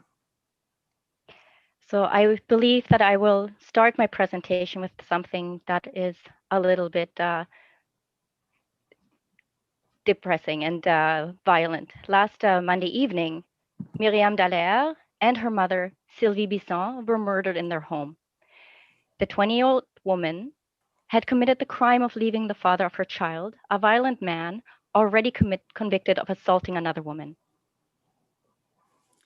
Il a décidé de se présenter chez son ex, qui s'était réfugié chez sa mère, et de les abattre à coups de hache toutes les deux. He decided to go to the home of his ex, who had taken refuge with his mother, and chop them both down with an axe. Il y a eu en fait 5 féminicides au Québec depuis le début de l'année. Oui, vous avez bien compris, il y a eu 5 féminicides dans l'espace de 2 mois, juste au Québec. There have been, in fact, 5 feminicides in Quebec since the beginning of the year. Yes, you got it. 5 feminicides in 2 months just in Quebec. Avant elle, il y a eu Elapsi Agma, une mère de famille de 4 enfants tuée le 5 février à Coudjouac. Il y a eu aussi Marlie-Édouard qui avait appelé la police quelques jours avant son assassinat, mais dont la plainte n'avait pas été retenue. Et il y a eu Nancy Roy, tuée par un conjoint jaloux. Before them, there was Elisabeth Angma, a mother of 4, killed on February 5th in Coudjouac. There was Marlie Édouard, who had called the police a few days before her murder, but whose complaint was not upheld. There was Nancy Roy, killed by a jealous spouse. Dans ces mêmes 2 mois, le nombre de demandes d'aide pour des situations de violence conjugale a atteint des sommets. Par exemple, l'organisme québécois SOS Violence Conjugale a reçu près de 35 000 appels dans cette période. In those same 2 months, the number of requests for help in situations of domestic violence reached a record high. For example, the Quebec organization SOS Violence Conjugale received close to 35,000 calls during this period. Depuis mars 2020, on nous dit de rester enfermés chez nous pour nous protéger d'un virus, mais le domicile est loin d'être un havre de sécurité pour un nombre important de femmes. Il y a un autre virus dans cette société qui est bien plus menaçant. Il s'appelle violence conjugale, violence genrée, autrement dit, patriarcat. Et contrairement à la COVID, cette épidémie-là n'a pas suscité de grande mobilisation de la part de nos gouvernements bourgeois. Since March 2020, we have been told to stay locked up in our homes to protect ourselves from a virus. But the home is far from being a safe haven for a significant number of women. There is another virus in the society that is far more threatening. It is called domestic violence, gendered violence, in other words, patriarchy. Contrary to the COVID pandemic, this epidemic has not aroused great mobilization on the part of our bourgeois government. Le contexte de la COVID a exacerbé cette situation de violence contre les femmes, particulièrement en nous enfermant dans nos domiciles. Mais le système avait déjà créé des manières bien organisées pour nous maintenir dans des situations d'abus. The context of the COVID pandemic has exacerbated the situation of violence against women, particularly by locking us in our homes, but the system is already created in such a way as to keep us in abusive situations. Vous le savez, les femmes gagnent moins de salaire pour le même travail que les hommes. Nous avons aussi des emplois plus précaires. Les femmes de la classe ouvrière et particulièrement les femmes racisées de notre classe sont rendues vulnérables par la distribution inégale de la richesse sociale. As you know, women earn less salary for the same work as men. We also have more precarious jobs. Working class women, especially racialized women in our class, are more vulnerable by the unequal distribution of social wealth. S'ajoute à cela la crise du logement qui s'est généralisée partout au Canada et le fait que les femmes sont plus à risque d'être expulsées de leur domicile. Les groupes de défense des droits des locataires ont d'ailleurs souligné durant la pandémie que les nouveaux logements sociaux se réalisent au compte-gouttes depuis des années. Au rythme actuel de construction, le gouvernement répondra aux besoins des femmes en situation de détresse pour se loger dans 161 ans. C'est complètement ridicule.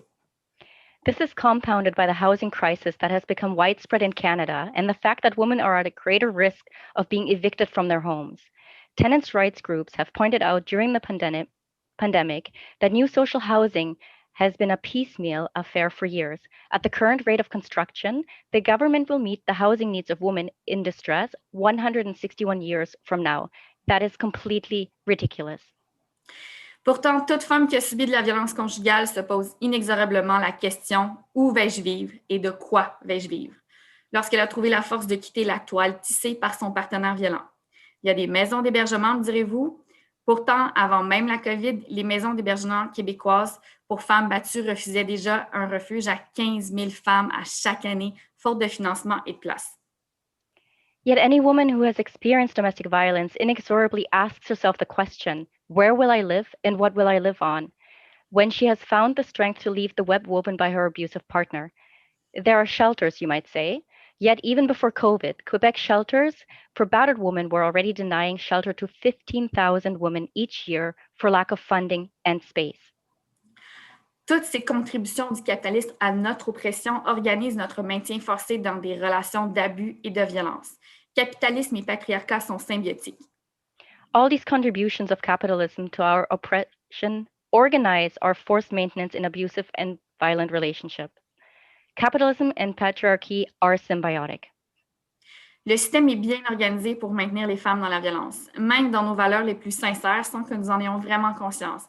Et pourtant, on a encore trop souvent cette fameuse phrase « Mais pourquoi elle ne l'a pas quitté? » The system is well organized to keep women in violence, even in our most sincere values, without us really being aware of it.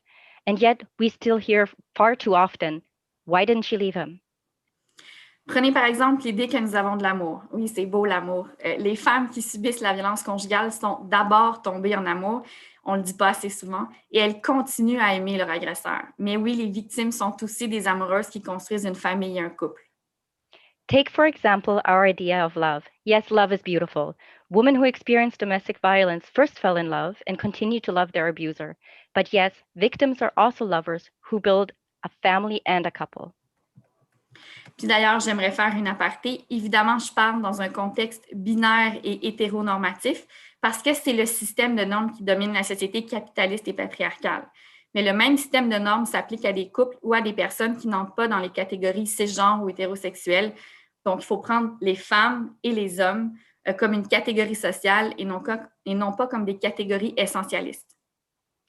So I'd like to do a sidebar. Obviously, I'm speaking in a binary and heteronormative context because it is this system of norms that dominates capitalist and patriarchal society. The same system of norms applies to couples or people who do not fit into the cisgender or heterosexual categories. Women and men are meant to be social categories, not essentialist categories. Donc, revenons à la vision de l'amour. Il y a un certain fétichisme dans la société de la relation longue, du couple durable. On accuse souvent, en fait, les jeunes d'avoir des relations conjugales trop courtes par rapport à leurs aînés, surtout les jeunes femmes, de se séparer trop facilement. C'est un peu un impératif moral que de faire perdurer le couple et ce poids repose essentiellement sur les épaules des femmes. Le couple long est même considéré essentiel pour dire qu'une femme a réussi sa vie dans les valeurs dominantes de la société. Sinon, t'es une vieille fille. Let us return to our vision of love. There is a fetish in the society of the long relationship, of the durable couple. Young people are often accused of having conjugal relationships that are too short compared to their elders, especially young women, of separating too easily. It is a moral imperative to make the couple last, and this weight rests essentially on the shoulders of women. The long couple is even considered essential to say that a woman has succeeded in her life within the dominant values of society. On dit aussi aux femmes que, passé un certain âge, elles ne vivront plus de relations amoureuses épanouissantes. La femme qui quitte un conjoint vit un échec, alors que l'homme qui se sépare est libéré de la relation conjugale, il aura le loisir de trouver une autre moitié. Women are also told that after a certain age, they will no longer have fulfilling love relationships.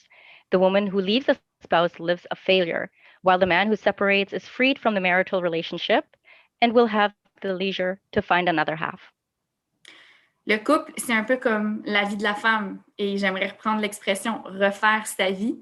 C'est d'autant plus frappant parce qu'elle implique que la fin du couple, c'est aussi la fin d'une vie. Pourtant, d'après moi, ne sommes-nous pas des individus complets sans le couple? The couple is really the life of the woman. I want to look at the expression rebuilding one's life it becomes all the more striking because it implies that the end of the couple is also the end of a life. Yet, are we not complete individuals without the couple? Et pourquoi une relation courte mais épanouissante serait moins morale qu'une relation longue mais toxique? Pourquoi la longueur d'une relation est si romantique? D'où nous viennent ces valeurs? And why would a short but fulfilling relationship be less moral than a long but toxic one? Why is it the length of a relationship romantic? Where do these values come from? On dit trop peu souvent aux femmes que vous pouvez choisir, que la fin du couple n'est pas un échec, que le nombre de vos divorces ou de vos ruptures ne dit rien sur vous ou sur votre valeur, que c'est une réussite dans bien des cas de quitter quelqu'un.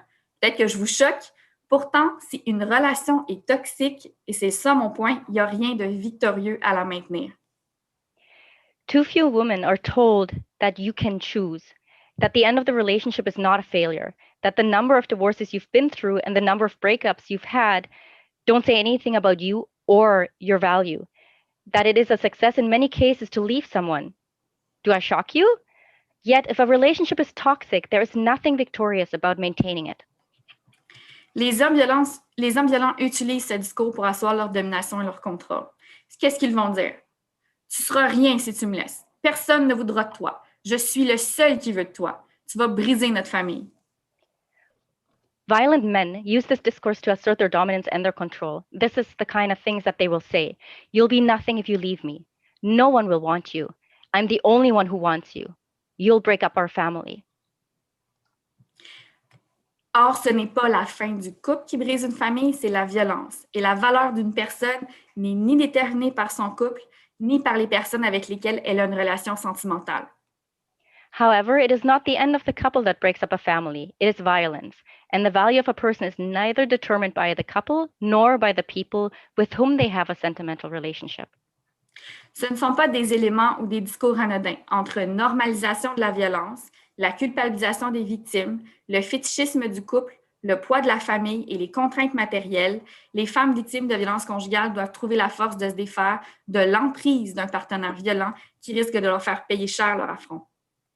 These are not trivial or harmless ideas. Between the normalization of violence, the guilt of the victims, the fetishism of the couple, the weight of the family, and the material constraints, women who are a victim of conjugal violence must find the strength to get out of the grip of a violent partner who risks making them pay dearly for their effort.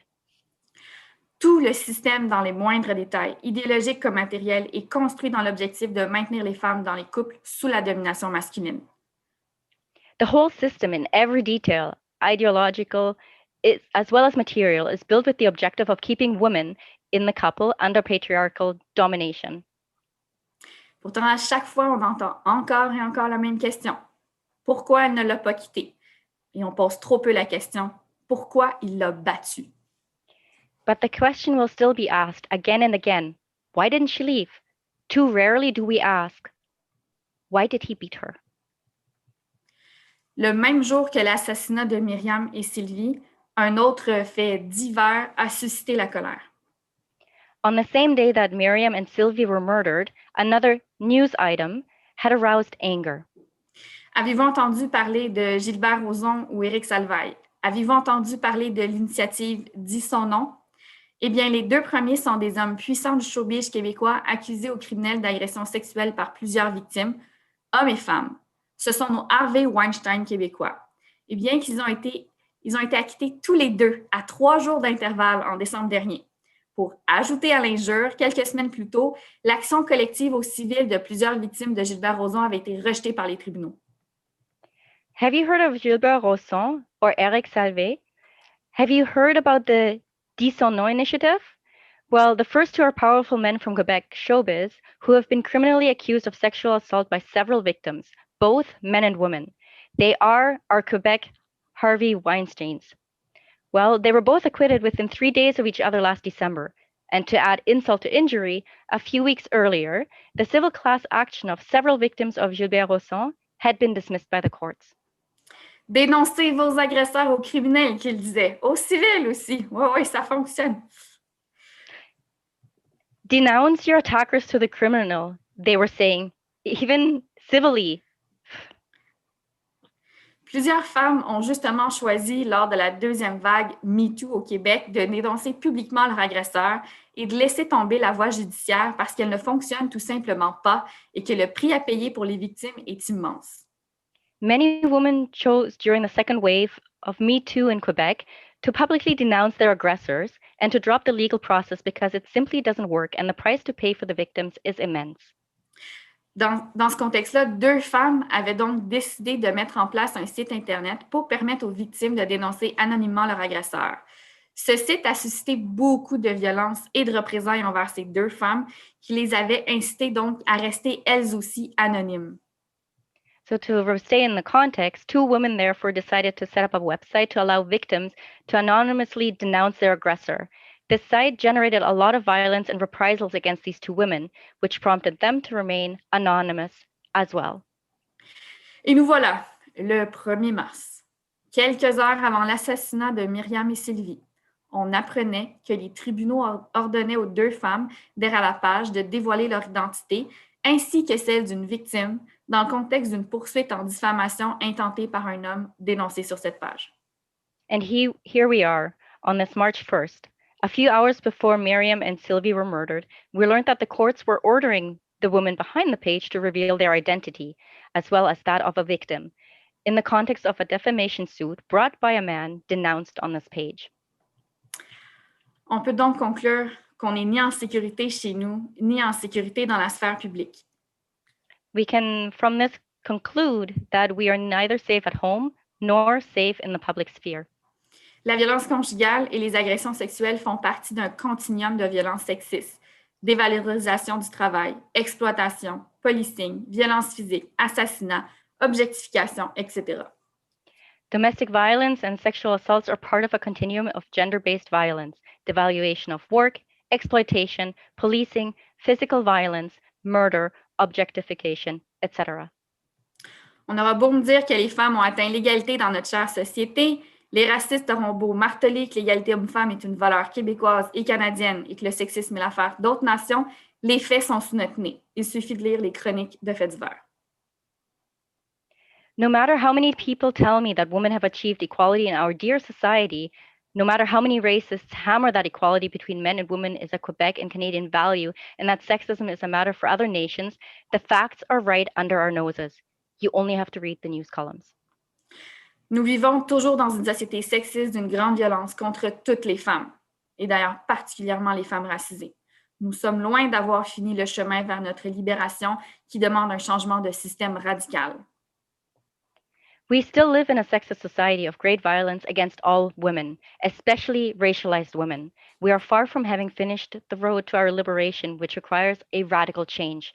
of the system. Mais qui a dit que nous avions pris une pause? COVID ou pas, nous luttons et nous lutterons encore. But who said that we have taken a break? COVID or not, we are fighting, and we will fight again.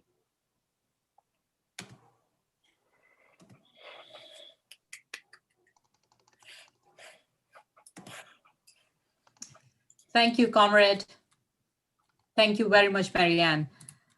That was such an inspirational and educational speech. Like, it's so important that we not forget how women all over the world are fighting on daily basis against male chauvinism that stems from patriarchy and that takes on such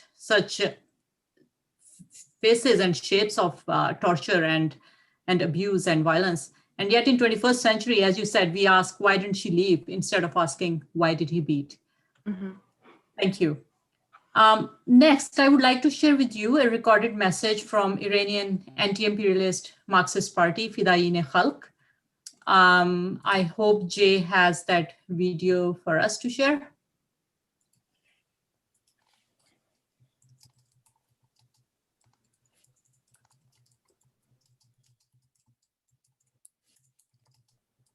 March 8th, Women's Day.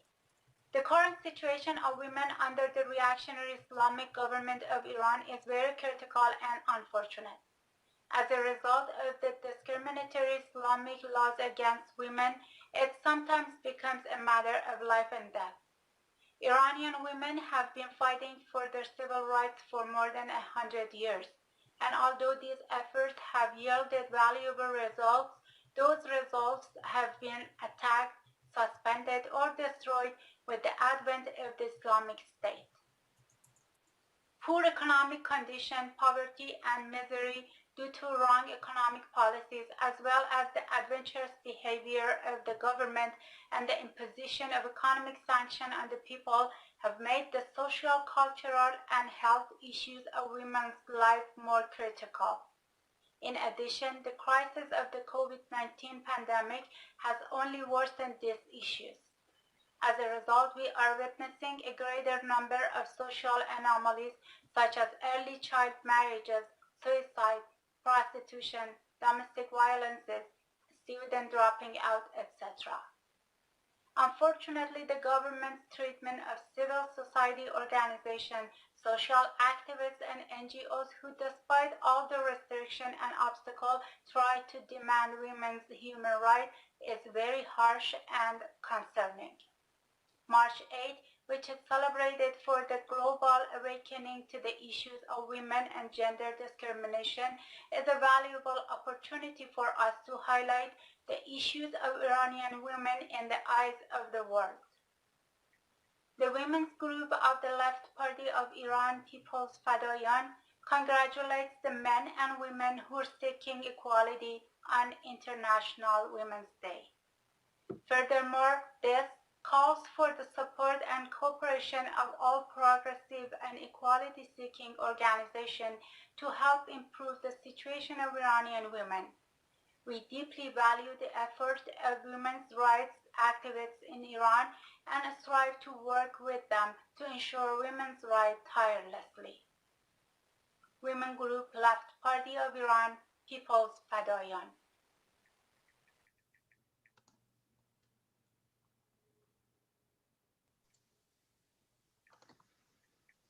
That's wonderful. What a powerful message. Our last greeting is from our sister comrades from the Association of Syrian Communist Women.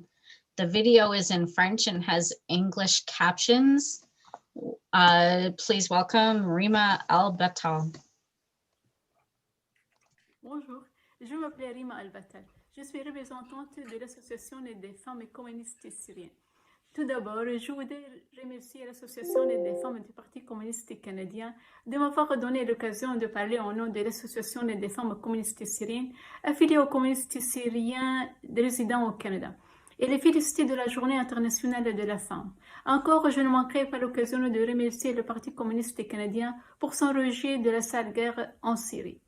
La femme est présente dans l'univers depuis l'éternité. Elle est le principal pilier de l'être humain. Alors, depuis le IIIe siècle de notre ère, la reine de Palmyre, Zénobie, a incarné le libre arbitre de la femme, rejetant toutes sortes d'injustices et consacrant sa vie à la liberté de son royaume, à la défense de l'indépendance et à de nombreuses batailles contre diverses forces extérieures. Le mouvement féministe en Syrie est entré à une nouvelle phase au début des années 20 du siècle dernier. Et ci-dessous, nous passons en revue un groupe de positions brillantes des femmes syriennes et leur rôle dans la lutte nationale. On commence par Madame Nasik El-Abed. Elle a été exilée par l'autorité ottomane puis française parce qu'elle faisait campagne contre la discrimination contre les étudiants arabes. Elle a pris les armes à la bataille de Messeloun et sa bravoure lui valut le grade de général dans l'armée syrienne en tant que première femme à occuper ce poste en 1925. Et pendant la guerre israélo-arabe en 1948, elle a créé une association pour aider les réfugiés palestiniens. Madame Dr Najah Saati, la première pharmacienne en Syrie qui a participé à la formation de l'Association des femmes syriennes du Parti communiste en Syrie en 1949. Elle a travaillé au Conseil mondial de la paix, puis a fondé avec son mari en 1956 la maison Ibn el-Walid pour l'édition, puis Jamahir el-Shabi pour l'édition à Damas. Elle s'est intéressée à la traduction de nombreux livres progressistes, y compris le livre du Mouvement international du travail, Questions d'histoire et de théorie, écrit par un certain nombre d'érudits soviétiques. Madame Alice Andelaft, elle était diplômée de l'Université Columbia de New York, où elle est revenue en tant que représentante de la Syrie aux Nations Unies dans la quarantaine. Dans son travail aux Nations Unies, elle a été un exemple pour ceux qui croyaient à une cause. Elle a défendu, par sa propre défense de la question syrienne, elle a attiré les positions des pays pour soutenir l'indépendance de la Syrie, qui s'était concrétisée à l'année 1946 avec la sortie des Français de la Syrie. Grâce à la longue lutte de la femme syrienne, la constitution syrienne garantit maintenant le droit de la femme de voter, d'apprendre, de travailler à un salaire égal que celui de l'homme. En fin de compte, j'aimerais vous inviter à pousser vos gouvernements à lever les sanctions économiques contre la population civile, à stopper la sale guerre imposée sur nos mères, sœurs et épouses, et passer vers une solution pacifique politique. La Syrie a beaucoup de qualifications académiques féminines, dont les compétences sont prouvées par les Syriens qui se sont répandus dans le monde en tant qu'émigrés. Merci beaucoup.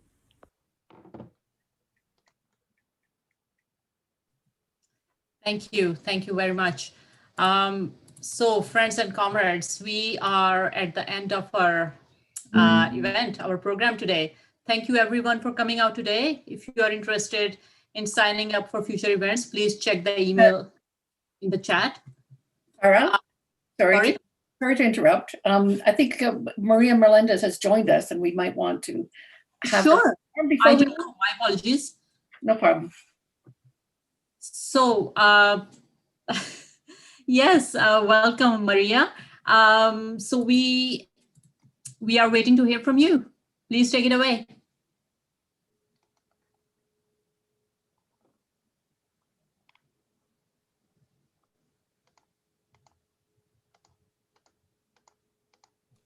So I'm sorry, I'm having some issues here. I think Sorry. Maria is not connected. Yes, we are. Yeah. So Maria is joining us from British Columbia. Maria Melendez. So she participated in her country, El Salvador, in the student movement, popular community movements, and the women's rights movement. In 1987, Maria was a member of the musical group Nova America, who participated in the festival Un Canto por la Paz con Justicia y Libertad in Salvador. Maria came to Canada for political reasons and has been working in her community and in her party, the FMLN. She continues to work for her party and denounces injustices through her music. Please welcome Maria.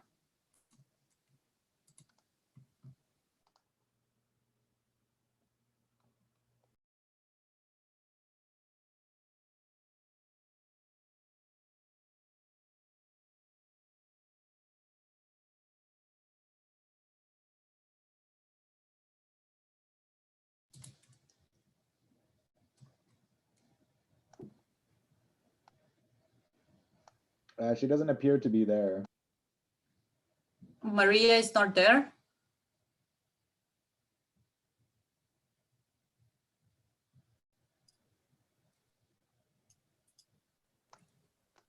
I think we lost Maria. We lost Maria. It's that BC air. Pardon me? It's that BC air.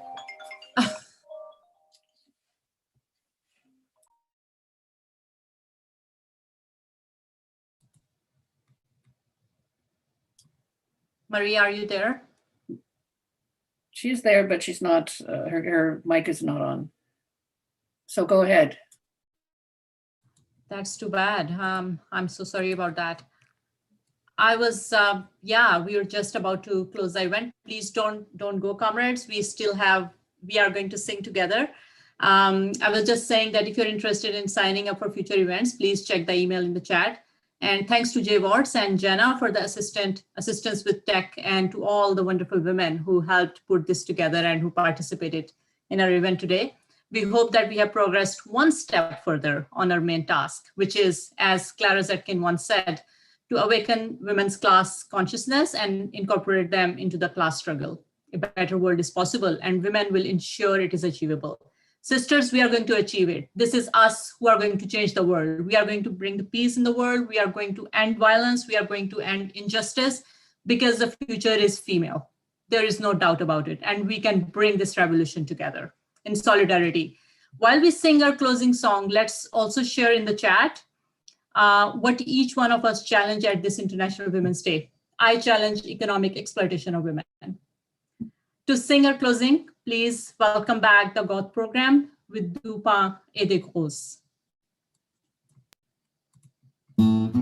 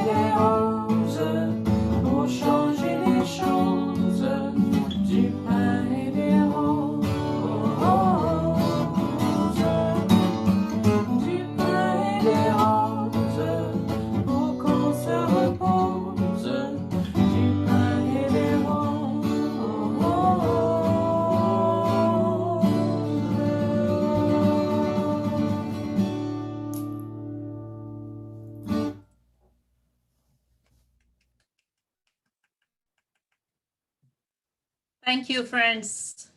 What a wonderful afternoon. Thank you. Solidarity. Solidarity. Solidarity, everyone.